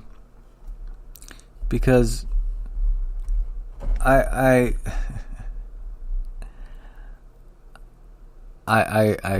just wanted, my disclaimer is I don't bash marriage at all. I don't. And God bless those ones who've been with their same ones for years and have tolerated their stuff. And I feel deeply sorry if your intimate life just went. I get it. But all in all, I Sleepy Dave does not have had good examples of marriage in my life. Now, I have never been married. Why I'm going on this tirade, I don't know, but it sounds good. And I guess the point is, I don't know what the hell the point is, but we're having fun here, right? It's Friday night. We're hanging out. So,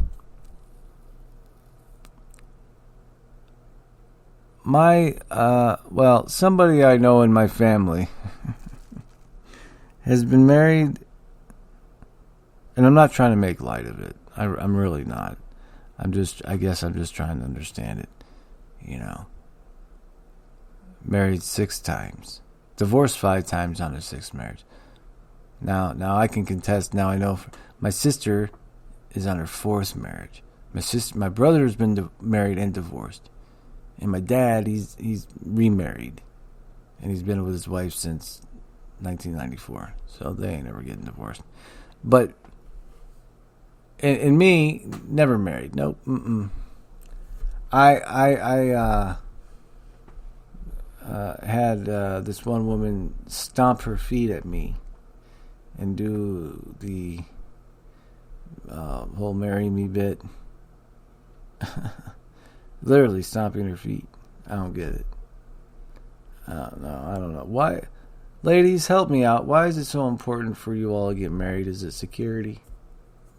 Is it to feel safe? I don't know. Now the other flip side to it now is like women don't need men, they just love their dogs. They become dog moms. So I don't know. But married ladies, I really give it to you, sticking with your man, even because, look, I've been in like them long-term relationships. All right, somebody's calling in to break my monotony voice up, right? Hello, you're on the air with Sleepy Dave.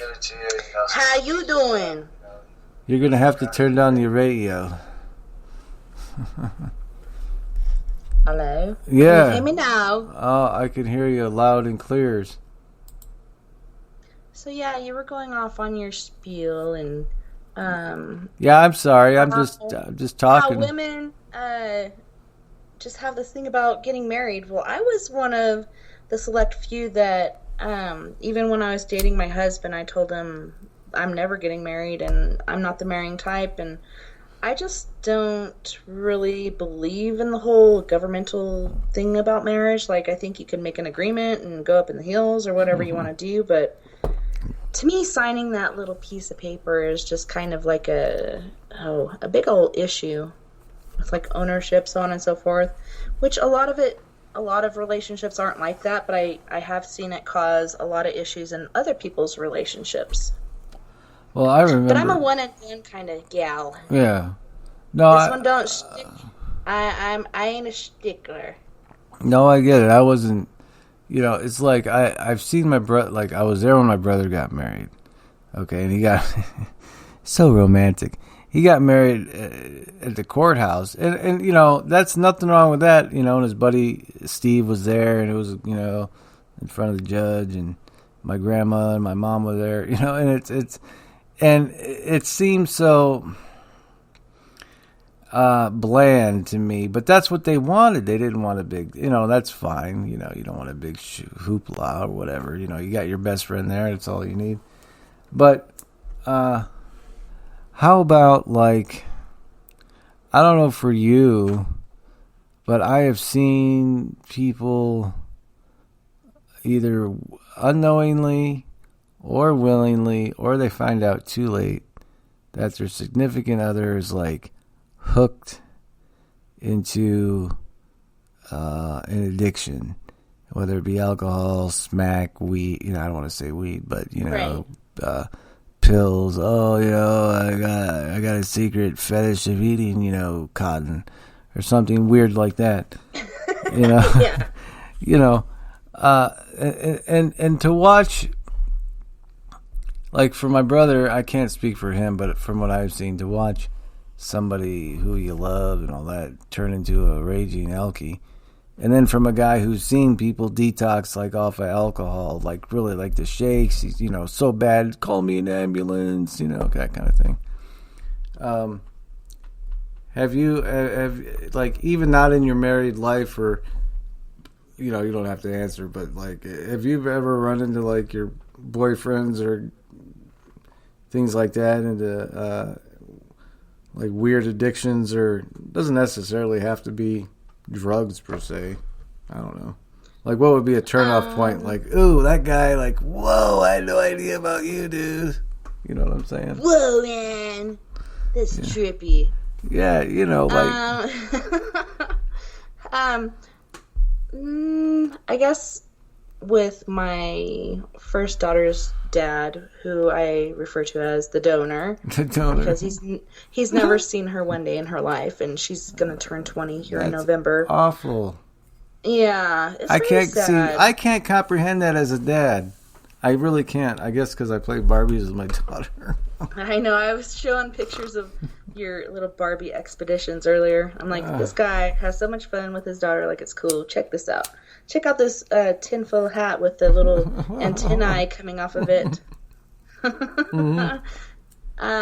Oh, yeah. But, no, he was a pathological liar, and he had a lot of issues in his early life, and I understand. And, as far as people around me, my dad was an alcoholic.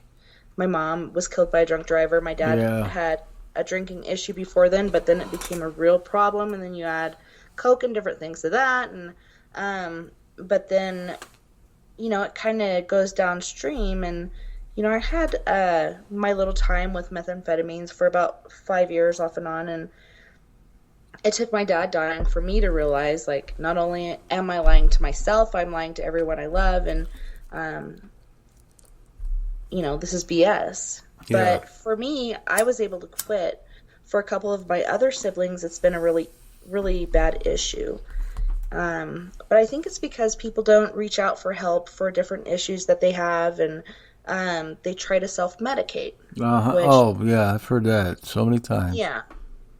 Doesn't generally work out well. Sometimes it does, but for the most part, it's not the answer. It doesn't really fix anything. You know what I noticed years ago? I'm talking like turn of the century. Yeah. This is like 2000, 2001, 2002. I had I'll say, I don't know. I'll say it was interesting. I'm not going to say displeasure because it was very interesting. This was one of the most interesting jobs I have ever held, and I learned so much about women in this job you wouldn't think. And I was a night manager for extended stay motel in Central Phoenix, daily, weekly, monthly, that sort of thing. So only at night. I worked 7 at night to 3 in the morning, and so after like at 10 o'clock, started at 10 o'clock, it was just me and the night auditor and one front desk person, maybe if that. And then after a while, after she, there was no midnight person but him. And I would meet so many girls and so many single moms or even families that were moving from other parts of the country, and they're, oh, I'm staying here for 3 months while I'm waiting for my house. The women I met, and I remember I got a talking to from one of the higher up security officers or night man. It was night manager guys, regional, and he says, Jason, Are you still there, Tess? Yeah, I'm still here. Somebody else is calling in. I don't know if I can accept it or not. There's an arrow with 2 lines going to it. Press that one. All right, let's see. Anyway, I don't know if I hung up or not. I'm sorry if I did. Either way, I lost my train of thought because of that. That's funny. What was I saying? Oh, snap. You were talking about... Oh, goodness. We were talking about addiction and such, and you were talking about someone in your life going through that. Trying to remember the last words. I don't know. And I got the same as you. Yeah, I guess that. Yeah, I don't know. But either way, I don't know. But I noticed, like, my whole stupid, silly point to the whole dumb story was I got to know these girls, these workers of the night girls, so to speak. You know, the escorts or the strippers that would be renting these places and stuff. And I remember one time, man,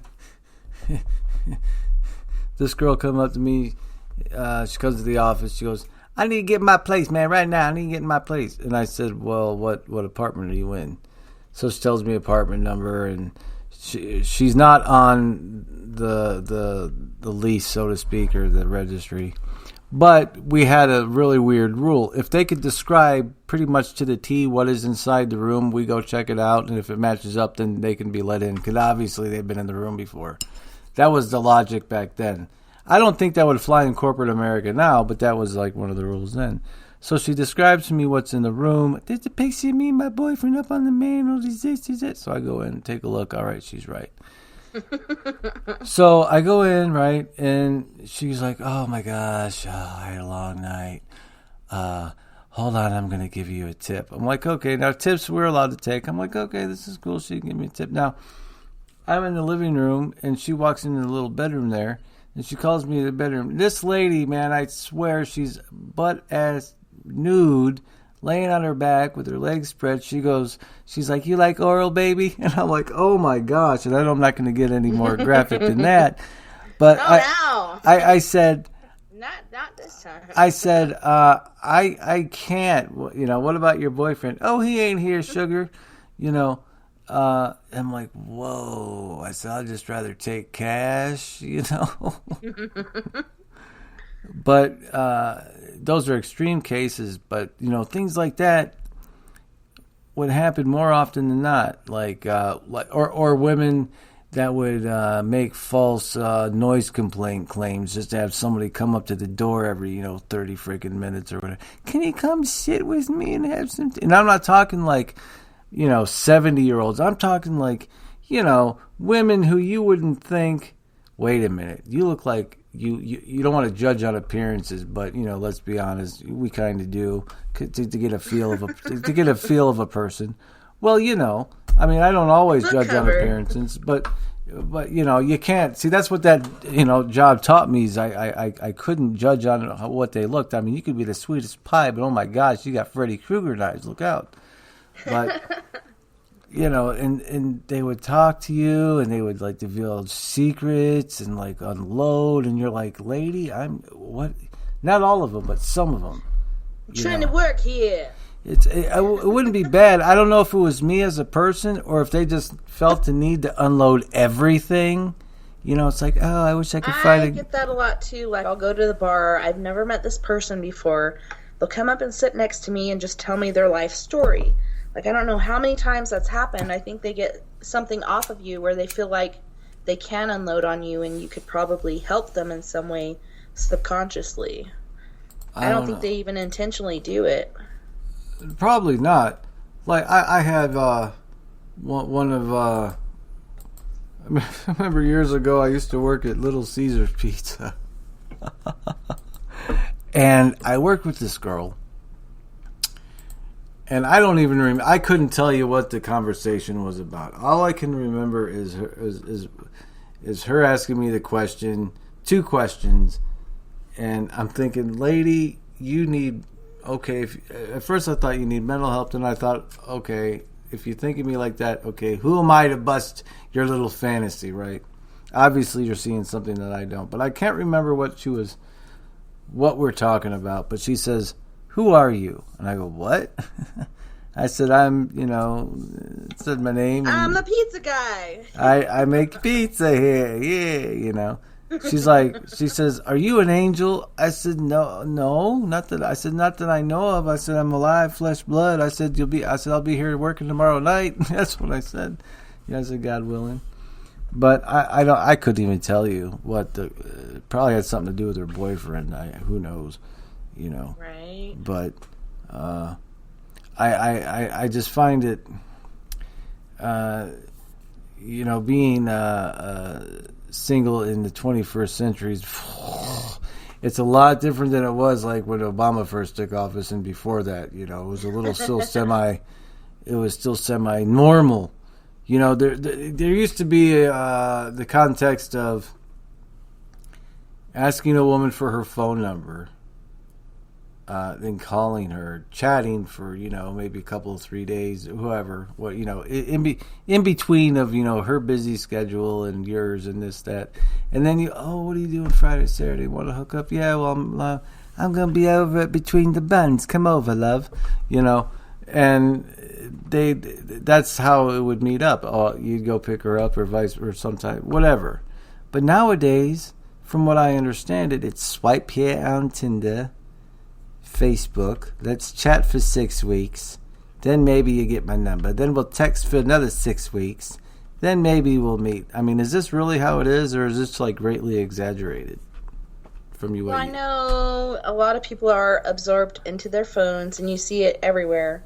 But yeah, like my daughter was even playing around on Tinder and stuff, and I'm not brave enough for that stuff, and I have no reason to. But it's just weird the way things have gone. And I remember back in the 90s, and I'm a single mom and wanting to meet somebody, and so I go onto one of these phone lines, and you know how you listen to voices and stuff, and he sounds really nice. And is that where I met you in 1997?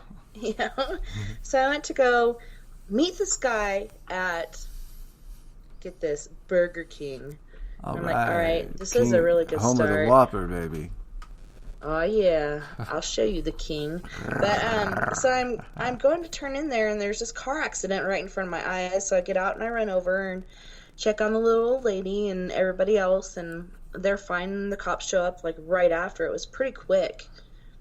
And then I go to Burger King and order something to eat, and then I'm looking around for my date, and there's this guy, and he reminds me of Napoleon Dynamite, but not as clean. And, wow, man. Yeah, and in his eyebrows, there's like flakes of skin, like he hasn't showered for like 2 weeks or whatever, and I threw my food away. I was like, I lost my appetite, and I'm sorry I can't hang out. You didn't finish your Whopper? No, I could not eat anything. I was like just totally grossed out, and so I was like, I gotta go. My mom just like, which at the time was my aunt. My aunt just called, and I got to go. I gotta get out of 1994. Here. Nice to meet you. No cell phones exist though. So yeah, that's crazy. Like, why can't we just go out and meet each other? Now I gotta tell you, this is an honest, true story. Now I want to do a disclaimer here. I gotta do a disclaimer. Did you press the explicit button? I'm just kidding. No, I'm gonna try to keep it. I'm not gonna be saying no 4-letter words, but okay. Now here, this is a true story. This happened in the let's see. Let me think of the year, 1993. I had just graduated high school. It's summer '93. My buddy Tony come over to my house, and we're bored one Friday night, and he says to me, I'm going to give Casey a call. Now, Casey was a friend of his, a female, really nice gal, and sometimes we'd go over Casey's and hang out. So he calls on the phone, and he starts talking now to who I think is Casey. So about 45 minutes pass by, and I tap him on the shoulder. I'm sick of looking at MTV. I'm like, dude, Tony, are we going over Casey's? Who you been talking? Who you been talking to? And finally, he hangs up. He's like, dude, want to go meet some chick? I said, what? He goes, yeah. I said, who did you talk to? I don't know. I misdialed Casey's number and I got some other chick. I'm like, what? He's like, yeah, I forget this girl's name. So he's like, yeah, this girl wants us to come over, man. He's like, me and you. I'm like, me and you and the girl? He's like, yeah, me and you and the girl. Now, it's in a crappy part of town, what we perceive to be a crappy part of Phoenix. So what we do is we had a nightstick that my friend gave me from the prison, Florence prison. His dad was a prison guard. So we had this long police wooden prison stick, and we nicknamed it the jail beater. This thing was huge. Yeah, and Tony inscribed on the side of it the jail beater, right? So he puts it. Yeah. Now we're driving in his Suzuki. Remember those? Yeah, he was driving in his Suzuki with the jail beater, and he's like got it in the driver's side, you know. And he's like, just in case, man, we get jumped, you know, he's like, we're going to take the jail beater. He's like, this girl, he's like, you know, who knows, you know, because, you know, it's still, you know, you never know. So I said, well, tell me about this chick. I thought we were like going to hang out with Casey. He's like, no, this girl wants to meet me, and she's got a friend for you. And I said, yeah, whatever, right, man? So we get to the door, right? Knocks on the door. And Lord, as my witness, Lord have mercy, forgive me. This girl, she's probably 19, 20, opens the door. She's about 6'3". She's got the dark rim glasses on. Nice. She's about 320 lovable pounds. Holy and shnikes. Tony looks at me and I look at him and I said, we at the right place? And she says, are you Tony?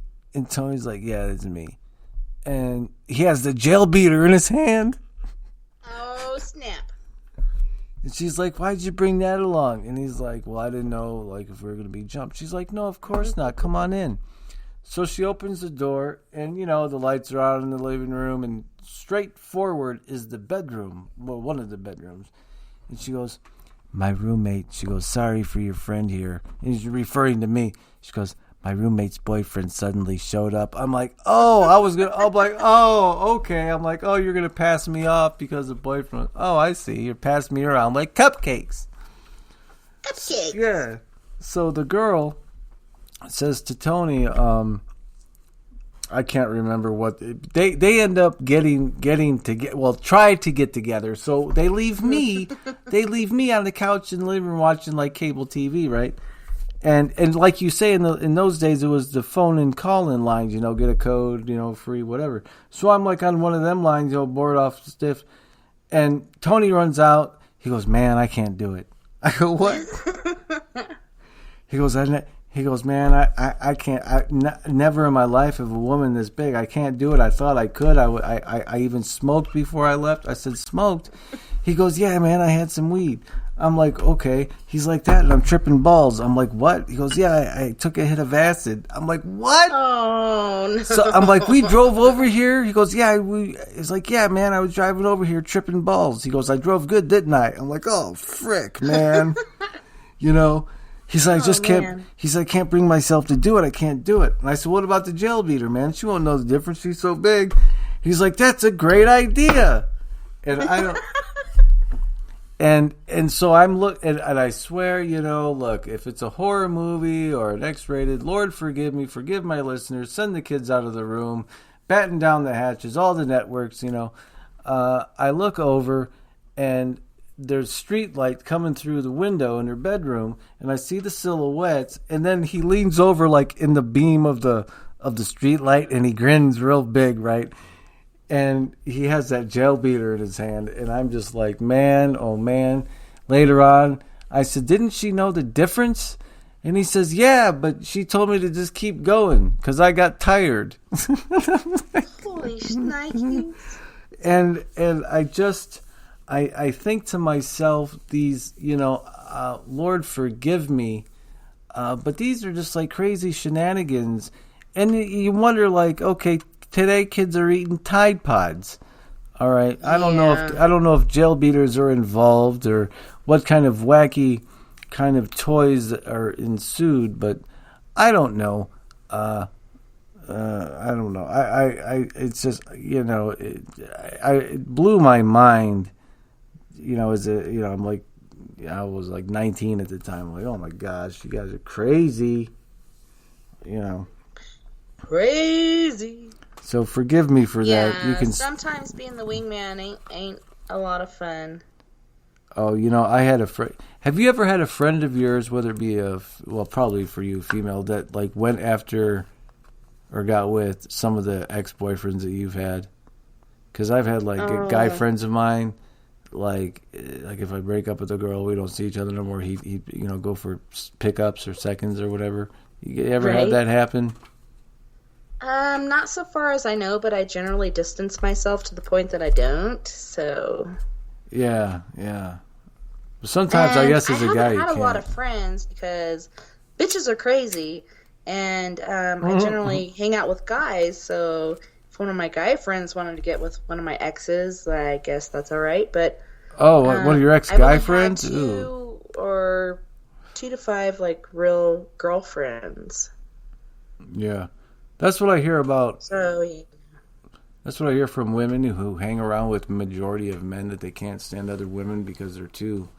I heard one woman say to me like this: "We don't go out looking good to look for guys. We go out because it's competition. We want to look better than the other woman out there." But she used, the B word instead. I'm like, wow, man, you guys are like really in competition against each other like that. Is it really that catty between women? Not for me. Like, I'm at the level, and I always have been, like, let's support each other because, I mean, man, some of the shenanigans that guys pull, and I'm sure you're not a part of that pool, but... Yeah, I know what you're saying. You gotta sit there and raise each other up, and I've gone to school with people like that, where you're just like, wow, holy shnikes, and I have an incoming. It's Lily Boogalicious. Oh, it's all right. She hurt her head. Aww. Are you okay? It's playing toss, and Floyd was trying to take the ball away from me. Oh no! And I rolled over and the piece of the chair hurt my head. Oh. I'm sorry. Rub her little head. Oh no! You want me to kiss it? Kiss her little head. She said it won't help. Oh. All right. Well, I love you anyways. I guess I'm lucky. That wore off today. See, I guess Mommy's kisses don't help anymore. I guess I'm lucky because they helped Madam President when she gets in the car yesterday and whacked her head good. Oh, I did, did the whole thing. I'll kiss it, it'll go away. Okay, Dad.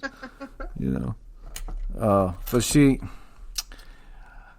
Oh, I don't know if she's 7 going on 17 or what, but oh my Lord have mercy, they grow quick. Especially in this digital age. Yeah, it's insane. Insanity. But have you seen that show Contact on Discovery Channel? I might have. I don't know. I have. This is what I have. I have streaming. TV services. And I get what the network or whatever is called UFO TV. So I get Ancient Aliens, even old Leonard Nimoy, and I get everything UFO, even Nikola Tesla. Nice. And there is so much, Tessa, that your head would spin. I mean, you as a like if you got Roku, that's what I got. I paid $35. I'm not plugging it. I'm just letting you know.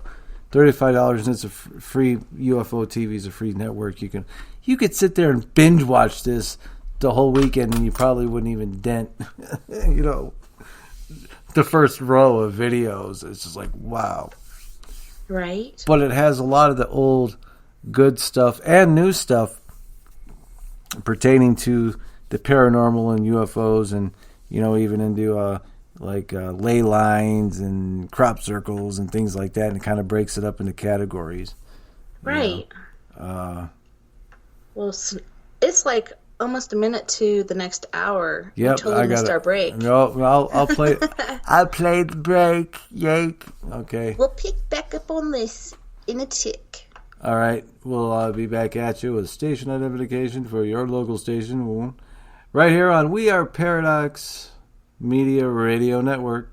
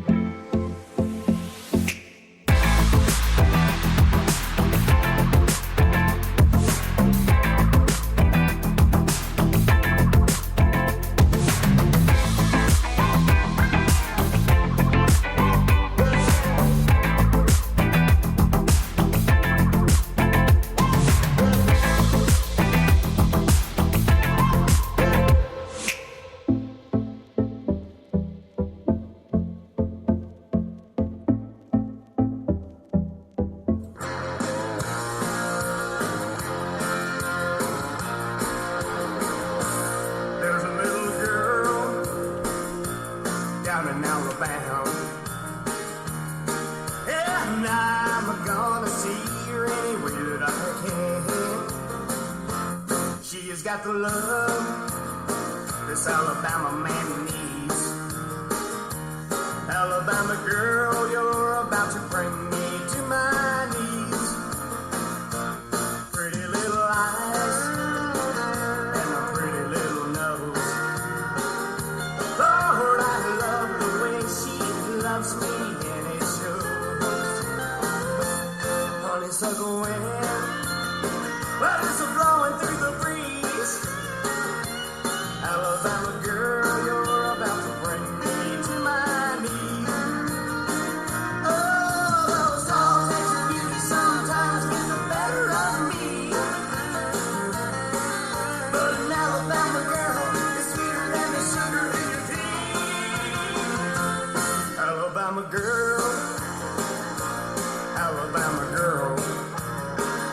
brighter than a diamond, smoother than a pearl. Honeysuckle wind, but it's blowing through the breeze.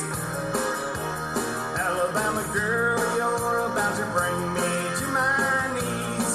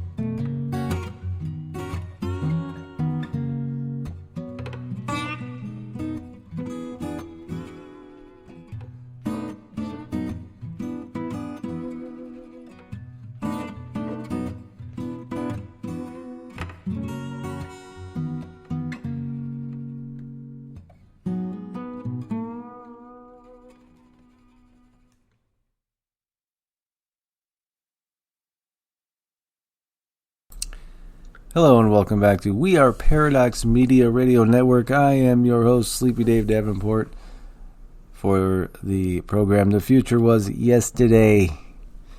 Oh, joining me is the lovely TNT Dynamite, TNT, Tessa Nicole Thomas. How you doing, my lady? Hello. I'm doing quite right. I feel quite nice this evening. Well, how was your Friday? Did you sleep all day and up all night, or were you up all day and sleep all night? Okay, so I stayed up until about 5 in the morning, and I turned on MSN News, and like you said earlier, tucked it under my pillow where I could hear it. It wasn't right under my head because I rolled over, but then I went and picked a bunch of weeds on a weed farm.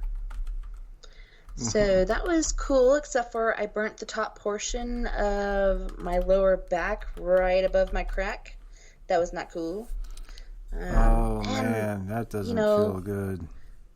Leg muscle cramps. My hamstrings and my quads are working against me, so I'm thinking I'm going to take another Epsom salt bath and apply the lotion. Put the lotion on the skin. Oh, or else I'll get the hose again. You know what you must try? Now, let me tell you, you have to get real chamomile, like the flower or the herb chamomile. I guess you can get it at, like, I don't know, GNC. I don't know where, but you can get the actual flower or whatever, the herb chamomile. What you do is you get that, and I'll have to send you the recipe because my buddy Gino sent it to me before he passed. But you get the herb chamomile, and you dump it in with your hot bath water, and then you let it sit for, I don't know, 10 minutes. And you get in, and the rule is, he says, and when he told me, he goes, when you do it, he goes, do not stay in the bath water any longer than 15 minutes, or you will find that you will need help getting out of the bathtub. I said, yeah, right. He goes, your muscles will be so relaxed, you'll have a hard time, like, really. So I stayed in for 30 minutes. Man, let me tell you, I was so relaxed. I'm like, I can't move. Nope, not doing it. And yeah, I did one last night. I was off work. Okay, so I worked one day, and then I was off too because, like I said, my upper legs were just frozen up. I couldn't, squat and pick weeds and flag plants and so on and so forth. And so I took this Epsom salt bath, and it says 30 minutes, but I could see with the chamomile how that would kind of detract from the time that you should spend in the bath. Yeah. But with just the salt, 30 minutes, but with the chamomile on top, I could see that being quite the issue. Yeah, forget about it. Yeah. Forget about it. Holy cannoli. I dedicate that to BTO. Really, it was, it was no joke. Then you smell like patchouli for a little bit. So, no, but I don't know. I have to say that at the time, the females in my life were trying the new make you younger, health fit. One of them was Arbonne. My mom sold Arbonne, face creamer, makeup, and then it stretched into health foods and sports drinks. And then you can get, then they could order food, like a lot of these places now, you can order food right to your house. Like Swans, I think, is one of them. I've used them. Swanson. What is it? Swanson? Yeah. Oh, I said Swans. Well, it's been a few years, like 4 or 5 years since I've actually done it. But they got some good stuff, I tell you what. I know. Is some good eating right there. But you're like, you sit there and you order on the website, you're like, pretty soon it's like $250 later. It's like, oh my gosh. But you're right, it is good stuff. Have you ever had those guys come to your house trying to sell those steaks, out the back of their vans? When I lived in Cortez, Colorado, I did, and those actually Oak House bought some, or something? they were pretty good. And then I got into the Swanson thing because a friend of mine, after I moved to Durango, Colorado, And she's like, oh, he ordered Swanson and it's so good. You got to try it out. So I was at her house one night and I ordered some, and that's how I could say, like, that stuff is so good. But I lived in a place where I didn't even think they'd go. I was in Tween Lakes, like up a 90-degree angle and go down about 20% to my house, and there you go. But holy shnikes. Really good stuff. But before we went to break, I was talking about that contact show, and so they're investigating different points of contact where people have seen spacecraft, so on and so forth, and it seems like on every account there is volcanic activity somewhere, as far as old volcanoes that are dormant, so on and so forth. There's always volcanoes in the area, or water. One of the lakes in Argentina went dry completely in like one day, and it was a total like crazy thing for them. And they had whoever does the weather and such come in and test it, and they've also put different pods in another lake there in Argentina. But it's kind of crazy, like water and volcanoes. Not only are they UFOs, they're USOs. Like, yeah, like that one earlier I was talking about, the guy Sheldon White from Shemya saw the UFO go into the water and never resurfaced. It dived down and went underneath. And they're even reporting, like with the Navy recently, different USOs traveling under the water quicker than any torpedo or anything anybody has. Yeah, there was a famous case where they actually tracked them for like days underneath the water. I forget. I don't know if it was Canada or U.S. or both. God, it was a famous case that escapes me. But go on. Well, yeah, it doesn't make sound like going through the water and parting the water like a torpedo would. There's like no sound, just like in the atmosphere when you see the releasement from, I guess it was the Navy, but it's actually the Air Force. They're in aircraft and they're chasing this thing, and it's got this little force field around it. It kind of puts this magnetic force field or alteration of whatever's around it to get through several knots. It's a several hundred or 1,000, I think it was 100. Several hundred knots. As Chris described, around the outer hull of the spacecraft, it's a magnetic envelope. So anything will bounce off it or deflect it. That's why it can go, zippity-doo-dah, zip this way, zip that way, because the craft in all actuality is stationary inside this magnetic envelope, and the magnetic envelope is moving around. And that's why there's no sensation really of flight, he said, when you're inside it. And that's what he said in his email, and even personally to me, like on the phone and stuff, when he talked about giving a tour by one of the human pilots of these UFOs. There were 2 seats in the shape of kind of like the bodies of men. And he said you'd sit in them, and it goes, the flight controls were instantaneous to the movement of your hands, basically, And then he said, I asked the guy, well, because he says, we're sitting in the chairs, and I said, well, how do you see outside? He goes, all I see is like in front of me. He's like, I can't see the hole, And he goes, oh, hold on a minute. He goes, and he, went over to the wall, and he pushed a button. A thing came out of the wall, which didn't even look like it was there, but he knew where to push, and this thing came out, and he pushed a button, and he looked again, and the hull where it was opaque turned like a windshield, like glass, and then he could see outside in the hangar. He was like, wow. So apparently they had some sort of holographic windshield, so to speak, that could appear opaque on either side. Very, wow. And that was, like I said, what he told me on several occasions, what, he saw over there at Shemya Air Force Base in 1977.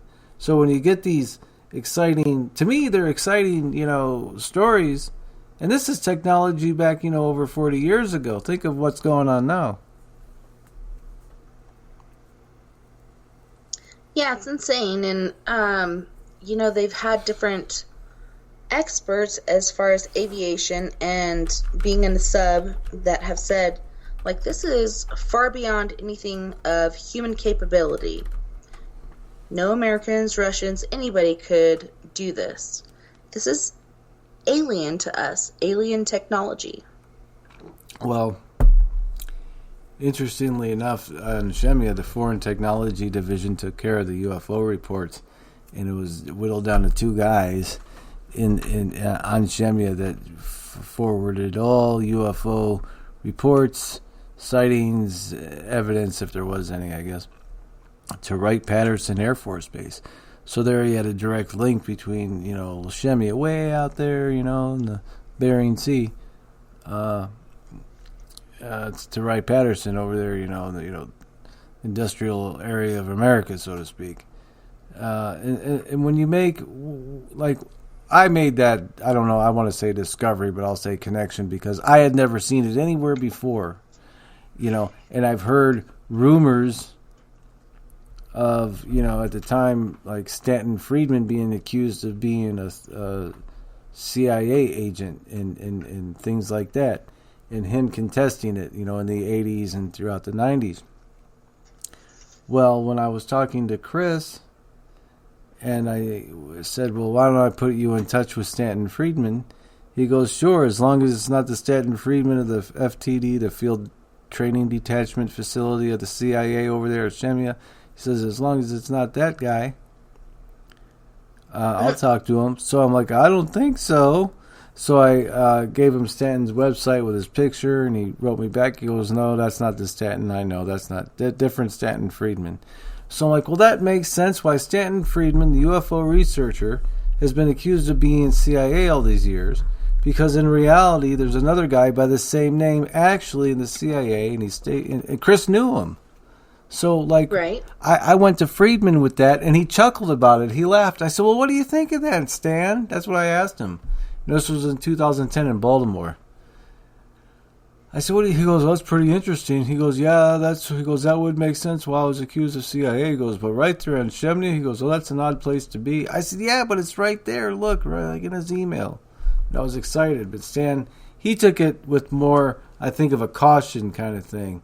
Like, he did think it was weird, but he did talk to Chris on a number of occasions, though. That much I know. But I think for Stan, his case was a bit. I think his, and I don't want to speak for Stanton because he's gone, but these are his words. Oh, your friend's a Christian, isn't he? I said, yes. What does that have to do with anything? Well, he thinks these things are demons, doesn't he? Yes, he does. What's wrong with that? Well, that's a big stretch, don't you think? And I said, no, not really. I said, I said, they're fantastic liars. We do know that because, this sect says they're good, this sect says they're bad. And he's like, well, yeah, I can't argue with that. We did have those conversations. These are the kind of conversations that, like, we would have, like, when we would meet either, like, at the symposiums he would talk at or, like, on the phone, like, I'd call him and say, hey, because I did an interview with him years ago on the radio. But either way, he was a very nice guy, Stanton was. And I don't know if you ever got to speak to him or familiar with any of his work, but he was just a really personable kind of guy. Yeah, I didn't get to speak to him, but I did book him for Joe Root's show when I was booking for him on SOR, and I always wish, like all the time, I wish he would have been on my show, but I waited too late, and it makes me wonder, what happened in that airport, and you see these different things happening in Korea and stuff where people are getting basically gassed by a rag or a touch or a pat on the shoulder or whatnot, I don't know, it just seemed pretty weird. I don't know. He, like earlier I said that we would go in, I'd go into a little bit about, what's her name, Dr. Carla Turner's UFO work in her book Taken. Her book Taken, the foreword was written by Linda Moulton Howe. And this was 1994. So she writes the foreword to her book and whatever. She says, perfectly real aliens exist out there, says one of the women in Taken. And it seems one kind wants to help us and the other kind wants to deceive us. And that would go in line with what Chris was saying, like the baritone told him. One's here to save us, one's here to help us, or one's here to destroy us. One's playing good cop, bad cop. Right. Because Dr. Carla Turner would get conflicting. Well, the abductions were real events, but they would be conflicting stories. Like on one hand, one woman was abducted and told,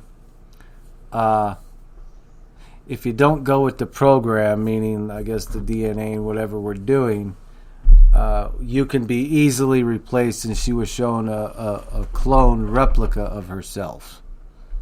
And then she witnessed aliens sitting at what would be on a computer map or whatever of the United States, saying different areas of the United States, saying Houston, activate, New Orleans, activate, Los Angeles, activate. But she didn't know what they meant by activate. Then she interviewed another woman who said that her experience was more like, Jesus. It was more of a spiritual one. Here come the aliens down, the typical grays. And she says, who are you guys, angels? And then before I knew it, here's, Jesus with blonde hair and blue eyes saying, yeah, it's okay, these guys are with me. And I get taken up into the ship, and they're doing all this experiments on me, and I get shown a clone of my body, and I'm told that these bodies are for the resurrection for when Jesus comes back. You see, so which one is the truth? Well, we know the latter would probably not be correct. So we know they're fantastic liars, and they know, she surmised, Dr. Carla Turner, that they play to our perceptions and feed into our beliefs, whatever. And they also can alter our perception, kind of like a virtual reality. She goes into another case where there's three people in the room. One person was having the interaction with the aliens coming through the roof or the window or whatever, and the two people witnessing in the room didn't see any of this, but witnessed not the abductee, but the experiencer talking to these alien entities. They couldn't see it themselves, but the woman reported, seeing, these aliens come in and talking to her and whatever else. So just by those kind of reports, she surmised that they have a control of her perception and of a virtual reality, sort of like. So, like getting at the core of stuff that I don't think we really hear about in UFOlogy research anymore. Well, even when you look at like ancient paintings and stuff, you see Mary holding Jesus, and they both have their little aura crowns going on. And then in the background, you see this battle going on between spaceships.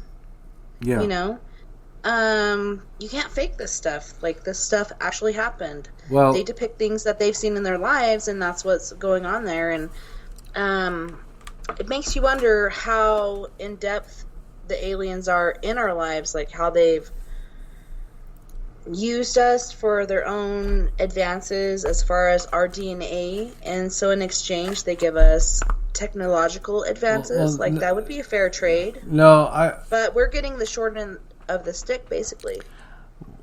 The way it was explained to Chris, and the way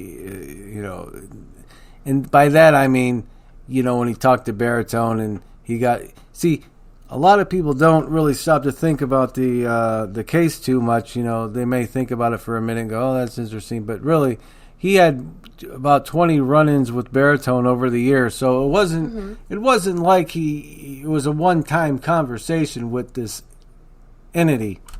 Right. And he said, you guys, meaning the human race, he goes, you guys have been building the UFOs. He goes, we were tossed down from heaven by God. we're the fallen angels in, fleshly form. He says, that's the real deal. He says, your governments call us aliens. He goes, we're fallen angels. He goes, some would say demons. He goes, but we're not. That's what he said. And he goes, the biggest conspiracy is, he goes, if we were to come out as who we really are, it would force people to believe in God and Satan. He goes, well, the government doesn't want that, because that means, losing control. He's like, so we play the alien bit. That doesn't make sense because the government has had control over us for so long due to religion. Right, but it goes back to, this goes to show you how far back it goes. Because as, I just say, and it goes kind of with like biblical scripture, because it was funny. Chris was saying, yeah, as Baritone's saying this, you have the other alien, is what he said. He goes, other alien, he says he's running around, he goes, he's pacing around in circles, ranting and raving, cursing God and everything that God made. And he comes up to me and he goes, he runs up to me and he says, you humans are so stupid. And he says, Baritone got in between him and I and said, pretty much calm down, because their hatred, the way he explained, Baritone says because I asked him, I said, was he nice to you? Did he like you? He's like, he didn't like me. He was nice to me because he had to be, because of his position and my top secret position. And he didn't want anything to happen to me, because at one point, in one encounter, he made one of these aliens or whatever fallen angels angry, and they picked Chris up and threw him into a stack of wooden pallets, and he couldn't, pretty much knocked him out. So when you have stories like these from military veterans, and then he had two other guys that were with him on another occasion who refused to talk to him after they all had the Baritone encounter together. Mm-hmm. So there was more than just one guy that it happened to. And they threatened Chris after they got out of the military. They said, don't contact us ever again. We were never on Shemia, blah, blah. And Chris knew that was a lie. He's like, man, I would drink beers with these guys. We'd go bowling on our off hours. He's like, now they're telling me they don't know me? Come on. It had to be because of what happened, obviously. So, yeah, there's so much crazy stuff going on in our world, for real. And, everything from the paranormal to... But no, I want to make a reference to what you said about the painting with Mary and Jesus. It's because those things existed back then. Mm-hmm. Forever. Baritone's own words, and I don't even say just going on, but I just like to use it as confirmation, because he said we started flying between 7,000 and 9,000 years ago. We started, us man started making these machines to fly. The Arabs turned them into flying carpets in their folklore, and then the Vimana in the India, folklore. And then Baritone made a reference to the Sphinx and the hieroglyphics of the guy sitting in the rocket ship that we've all seen. He's got his hands on his controls. He says, but what they don't show you, he says they don't show you the rest of the panels down there. He says all the panels are the schematics for the ships and how to fly them, how to put them together, what elements to use, what fuel, blah, blah, blah. He goes, and your archaeologists, hide it in plain sight. And basically he's telling Chris, he's like, you guys are just so lied to. And he goes, you don't even know it. Baritone was telling him. And that kind of goes with what I've heard with, other ancient alien theorists or whatever. Is there more between, in the Sphinx? Are there more hieroglyphics that have such machinery, schematics? Yeah, and going back to the Sphinx and pyramids, they actually used to have light back then. They had the Baghdad battery, and then they had light bulbs that would light the place. And people are thinking torches, so on and so forth. There's evidence of Baghdad batteries and light bulbs, which you don't see the glass portion or whatever it was made of. Look, it's but you see the other part of it. It's like a lot of people. Here's one I like to have people wrap their mind around. Okay, let's go on. Well, I'll just use biblical text for a minute, but we also know. I have a screenshot. Like the largest giant ever found, like the bones of, was like 36 feet tall. That's a big giant. 36-foot tall human. Whew. Well, Right. the men of renown, the giants of these days, the old days. Now, people like to speculate in theory who built the pyramids. It was the slaves rolling the stones on the logs. No. Who do you think it was? If there's a giant 36 feet tall, do you think, how heavy do you think a 1-ton stone would be to that guy? Maybe take 2 or 3 of them to lift it? I mean, maybe these guys built the pyramids. Maybe the men of renown built the pyramids. Maybe that's why they're so precise. Maybe that's why they know exactly what they're doing. Because But then you look at Leedskalnin and Yeah. the Coral Castle, and he did this all on his own. And he had a certain technology that he referred to as ancient Egyptian technology he said he knew for him to be able to build He this. said he knew how they built the stone. See, there were reports of him going around, Edward Leedskalnin that is, going around parts of Florida with dowsing rods, and people would kind of, they called him Crazy Ed or Old Crazy Ed, one of the two.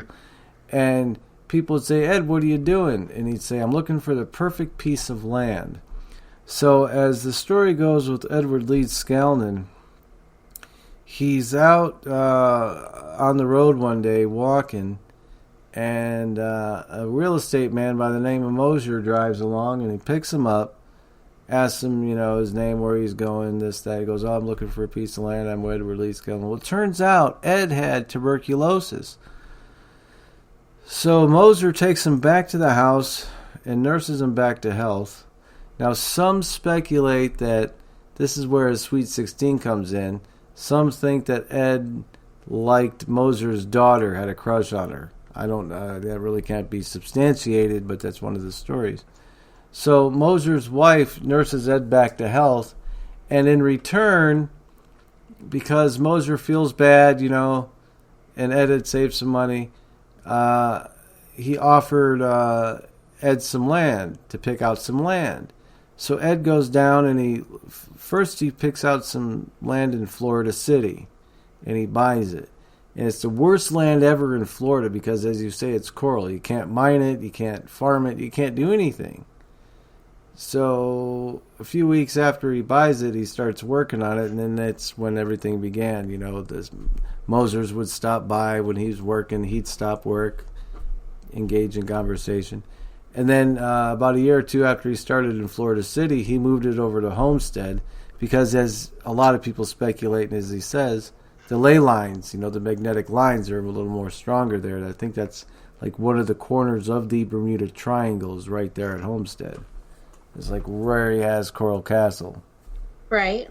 And he also moved it. He originally built it on one spot, and then he moved it. Right, like I said. What was it, like 20 miles or so away or something in Florida like that? Florida City, I think, was 22 miles from Homestead. He moved a lot of the pieces, but also he left some pieces in Florida City, which are still there. What are they? They are, I don't know. But like the newer, I think it's in one of my videos that I shot back in 2010 when I was there.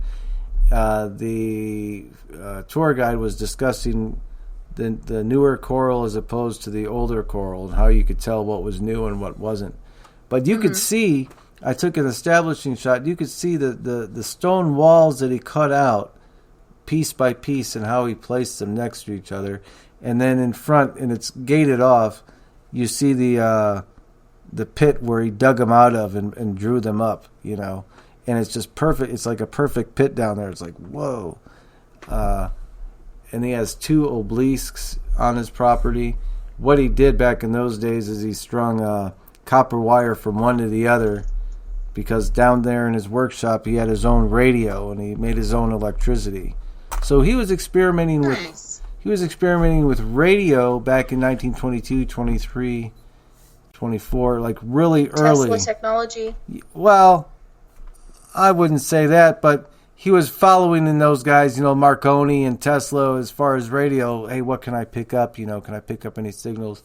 So there was very few signals coming out at that time in the early to mid-20s. So, and a lot of speculation is like you'll see these silly conspiracy theories about Edward Leedskalnin. They'll have numbers. They'll say the secret to the universe, and they'll have a series of numbers.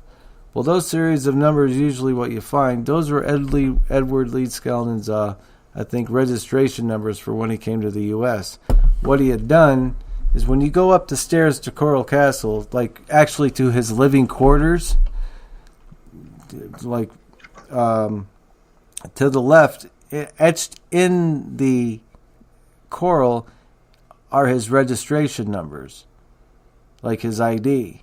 And his reasoning was, he came from Latvia, I think, a communistic, like regime. Like there was like a war going on at the time when he immigrated to the United States. His reasoning was, well, if the feds or people ever wanted to show up looking for my papers, well, there it is, etched in stone. I can read it off the wall. So right. I mean, he was just kind of like that. But I was in his little room where he sleeps and where he, made his meal in his makeshift stove. I mean, that was Coral Castle survived Hurricane Andrew in '92. I mean, it was one of the only things standing. Mm-hmm. And to think a guy who was 5 foot tall and 100 pounds, did all that. I don't want to say he levitated. I can't go that far, but he knew weights and leverages. That's for sure, and he knew how to cut that stuff. Whew. Yeah, unless you put a lot of study into it, it's hard to figure out what exactly happened because just like with Tesla, there's so much stuff missing. You don't have the whole puzzle. And so you see certain portions of the tools he used, and if you read his books, you can pick up more of that, but the whole puzzle isn't there to put together to show. If they had that, they'd be like, and this is how he did it. Yeah. And they'd show you, but they don't know how to.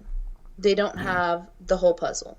Did he do that on purpose? Was the government involved? What exactly happened? And I know he went to the hospital for a while, so I think he did get kind of pillaged by the government while he was in the hospital, and when he came back, not everything was there. Well, Tesla thought, I think, as they say, he thought that certain people were alive when they had been dead for years, like Mark Twain and people like that, but I don't know. I can only refer... Well, Tesla was also supposedly communicating with aliens and other life forces. Like, it's hard to say what exactly happened there, how he got all of his blueprints, so on and so forth. I got magazine. Well, I'll have to find it and read right from it, and I'm going by memory because Jack Mackerel has a copy of it now, but it's a magazine. Damn it, Jack. Yeah. I have a magazine from 1957. It's a UFO mag, and it goes into old UFO sightings from ancient times, and it kind of brings you up to date to the 50s, late 50s at the time. But it has pictures of what was taken of Mars at the time, and what they discovered on Mars. And nowadays, they're like the polar caps of Mars. Now recently, like, oh, we discovered water on Mars, big discovery. No, dude, they discovered that in the 50s. Polar caps on Mars, and they actually showed it in the book, polar caps on the North Pole, South Pole. And then they're like, look, this is a dust storm on Mars. And then one of them was strange blinking lights observed from Mars. And they have, like, pictures of these, like, lights blinking on Mars. What are these lights blinking on Mars? And this is, like, the 50s. So you got, like, more disclosure, more information back in the old historical reportings and texts than you do now. Just like, that's why I referenced Mae Brussel in the Antarctica Nazi UFO program. I think she does it in 5 parts. If one listens to that, they can get a plethora of names and titles of National Geographic pertaining to Admiral Byrd and exactly what National Geographics to look up, all this disclosed information before they started shutting it up in the media. Right. Because National Geographic and early on funded Admiral Byrd, like in the 20s. There's so much going on there that I know, you it's as probably our over your government has head. done from the beginning. They keep from us, Well, yeah. I would say yeah, because Byrd. See, one of the biggest things that are not talked about that I only ever heard Mae Brussels talk about was Admiral Byrd, when he reported back from Antarctica in 1947, he told James Forrestal, World War II's not over. Hitler's down there. They're like, the Nazis attacked me in these flying discs and stuff. I lost men. Planes went down. Like, it's not over, man. Man the alert. And Forrestal, we're already, as a nation, 2 years out of World War II, and now you come along telling me that World War II ain't over, dude. Oh man, they tried to commit not Forrestal, but Byrd there and it didn't really work. And then Forrestal ended up, dead somehow. I forget, it escapes me. But and then he also reported, about all the natural minerals down there: coal, iron, gold, silver, copper, tin, whatever. He said there was just like mountains of coal. You could walk up to it basically and take a chunk of it and burn it. He said enough to sustain the planet for hundreds or if not thousands of years. So I think this would be if there was ever a so-called conspiracy, maybe this was it. Maybe this is why you have all those nations in a pact with Antarctica, not to go down there, not to mess with it, not to, they don't want a war over Antarctica, so to speak. I mean, this is just pure conjecture, but, that's one thing to have Admiral Byrd come back and say, World War II ain't over. He was quoted in a Chilean newspaper about these flying discs. He's like, we're still doing it. Yeah. He was quoted in a Chilean newspaper about the flying discs, about the UFOs, how fast they can go, what happened, how he saw some with the Nazi insignia on them and everything like that. And he was chastised by Forrestal because of it. You guys, you went public. Now think, this was in June of 47, right? Same month of Kenneth Arnold has his famous sightings up there in Mart Rainier.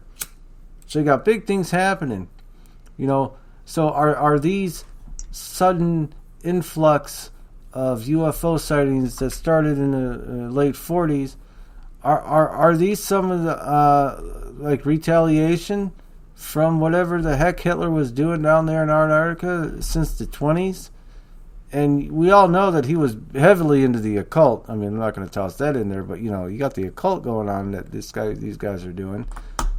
And so is that the influx of UFO wave sightings? Could have been these advanced craft that the Nazis had. Hey, we're flying over Mount Rainier. Nobody thought of it that way. Now that could be a big, big stretch to some people. But take July of 47. Here comes the Roswell thing. Jack Mackerel seems to think that could have been a direct retaliation from the Admiral Byrd attack in early 1947, just a few months before. Is it plausible? I don't know. How much is a toilet seat from the U.S. government? $50 million? But you see what I'm saying? I have never heard anybody talk of this so-called plan or theory before, but it does call into question that a lot of unidentified craft was being so-called identified or seen at the time. Especially, the Washington wave of 1952. They hover right over the capital of the U.S. Yeah, there's so much that has happened, and a lot of people don't document, and the government counts on that, and they try to keep it from us, but we end up finding out. But, oh, God, it's all over the world. Argentina, Brazil, so many different places, Russia, so on and so forth. But it makes you wonder what's going on out there. But I don't think it's the Russians. Maybe there's Russians on the moon, but I don't think they've been able to reverse engineer these craft. I know they tried back in the 50s and such, and you have this aircraft trying to get off the ground. It's not quite working, but, they're trying. Who's to say that a lot of the things that we see in the air aren't really manufactured by the government, except for the fact that they're bending time and space and moving at velocities in which a human would just turn into a puddle. Like, I see some of these speakers in the time travel subject genre, and I'm recalled of one. I'm going to just say his name, Andrew Basiago. No, I don't. Have you heard of him? First off, I believe so. Okay, Andrew Basiago, to the best of my recollection, first came on the scene sometime in 2009. He appeared out of nowhere virtually on Coast to Coast AM, and he tells this fantastic story of time travel, going to Mars, jump rooms, how he got sent back several times to the Lincoln assassination trying to stop it, and each time, he couldn't stop it, something would happen. And he goes into, I think, 2 or 3 different scenarios. But one of them was, here's me as a kid there, in the big old oversized shoes at the Gettysburg Address. There's Lincoln. You can't substantiate that's him because the picture's so blurry. Right. But here's the thing. So, I'm fascinated by the story, and I give it the benefit of the doubt. Maybe it happened. Maybe, plausible. Who knows? I wasn't there. But it was good radio. And he said, if anybody could help me with some research, I'm looking for the, National Archives, Washington, D.C., blah, blah. I'm like, great. That's like 30 minutes from my house. So I get in touch with Basiago, right? I email the feller, and then I talk to him on the phone, and I let him know, hey, I'm like 30 minutes from the actual National Archives that you need, Library of Congress. What do you need me to look up? I'm willing to help you. Let's. And he kept putting me off and never happened. And I'm like, what smoke are you blowing, man? And it just, then he started like slowly getting popular and more popular and then next thing you know, he's like on the Jesse Ventura show. I'm like, some of the things he knew was, wow, okay, how you know that? But, I don't know.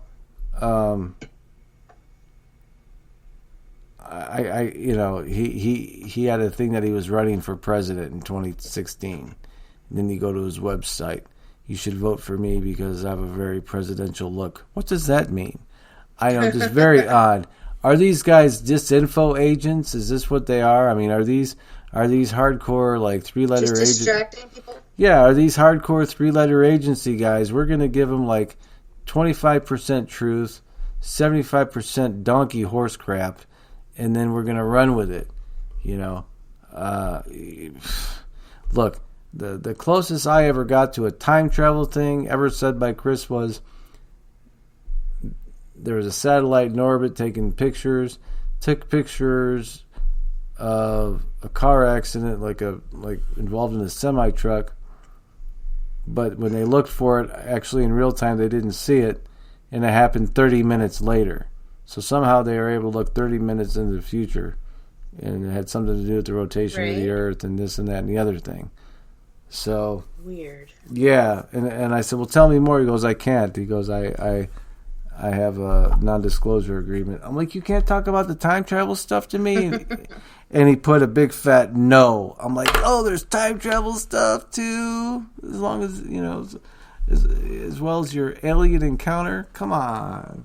But he wouldn't talk. Tell me more. He wouldn't talk, man. It sucked. He's like, I'll tell you about aliens. I'm like, I want to know about time travel. Come on. Let me know. But that's as close as I got to it. But I don't know. Have you ever had any weird time anomalies, like time slowed up, sped down? Oh, yeah. Driving someplace and you're expecting to get there a certain amount of time and all of a sudden you're missing 20 minutes.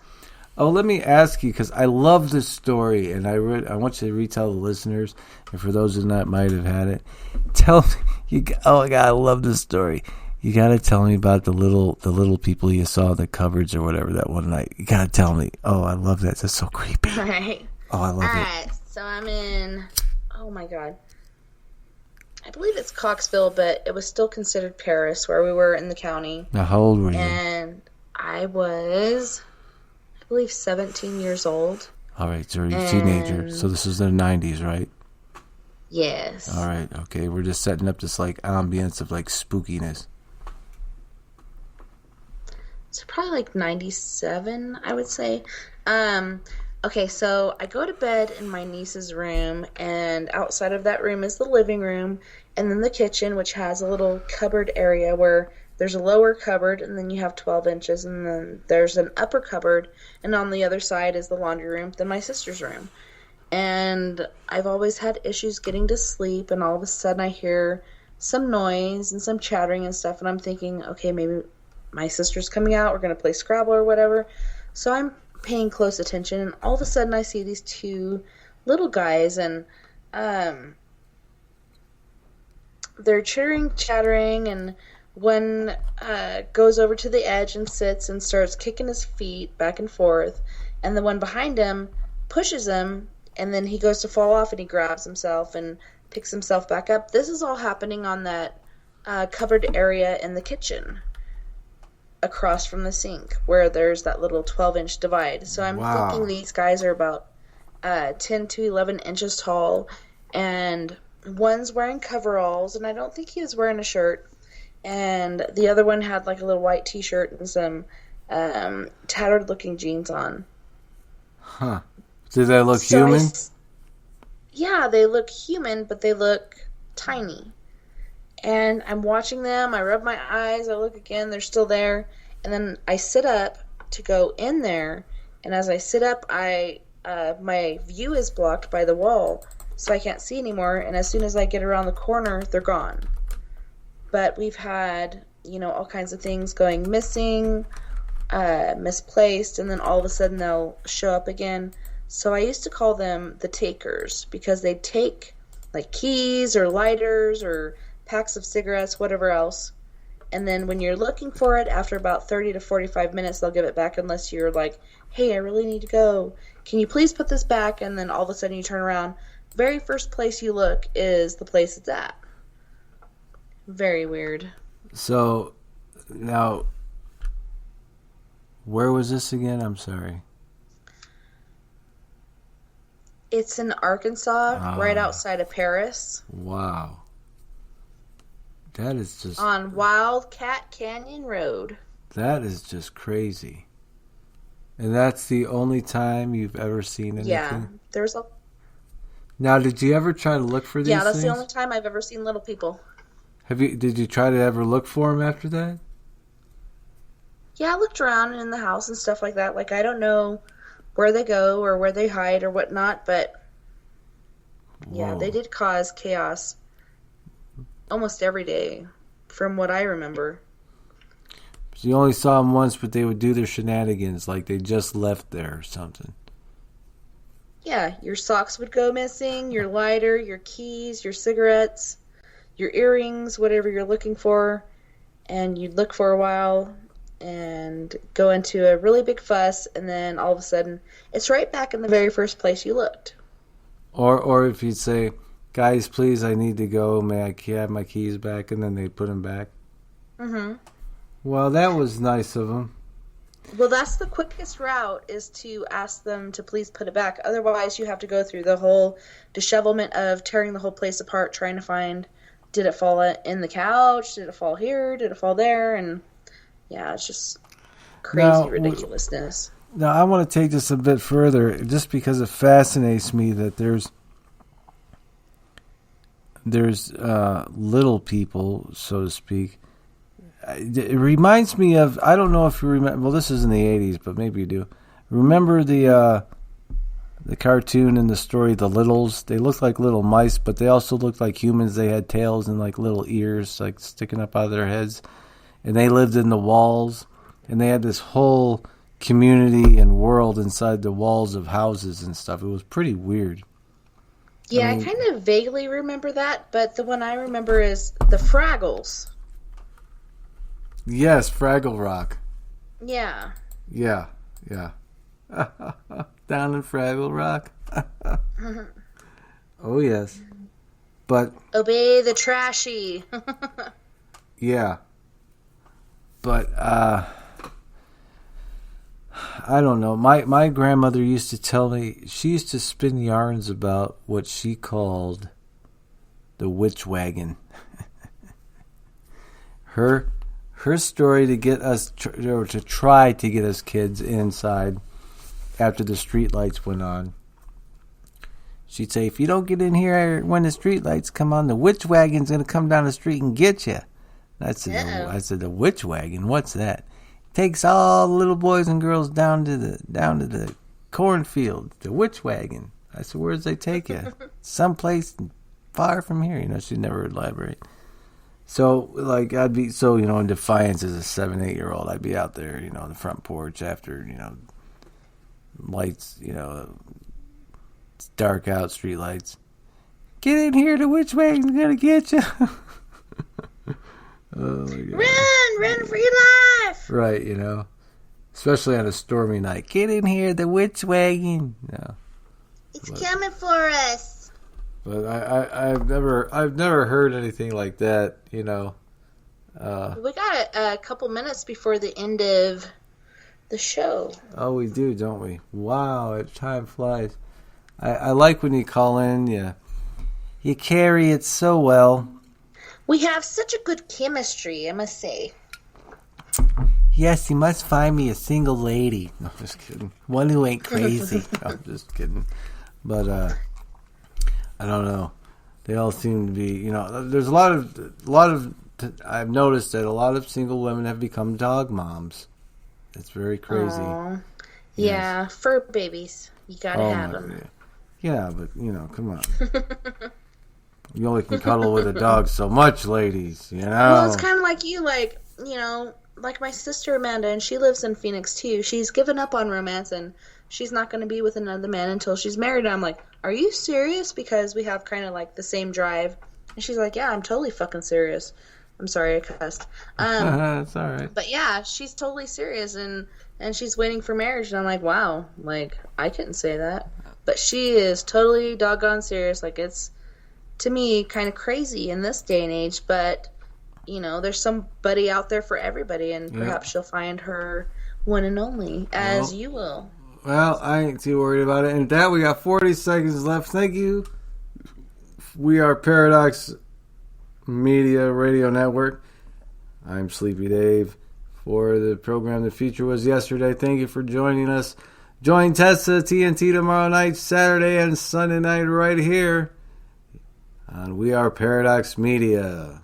Good night. All right, we got 20 seconds left.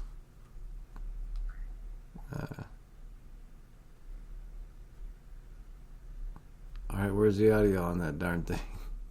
I don't see it. Why is it? It should click off by itself. Yeah, well.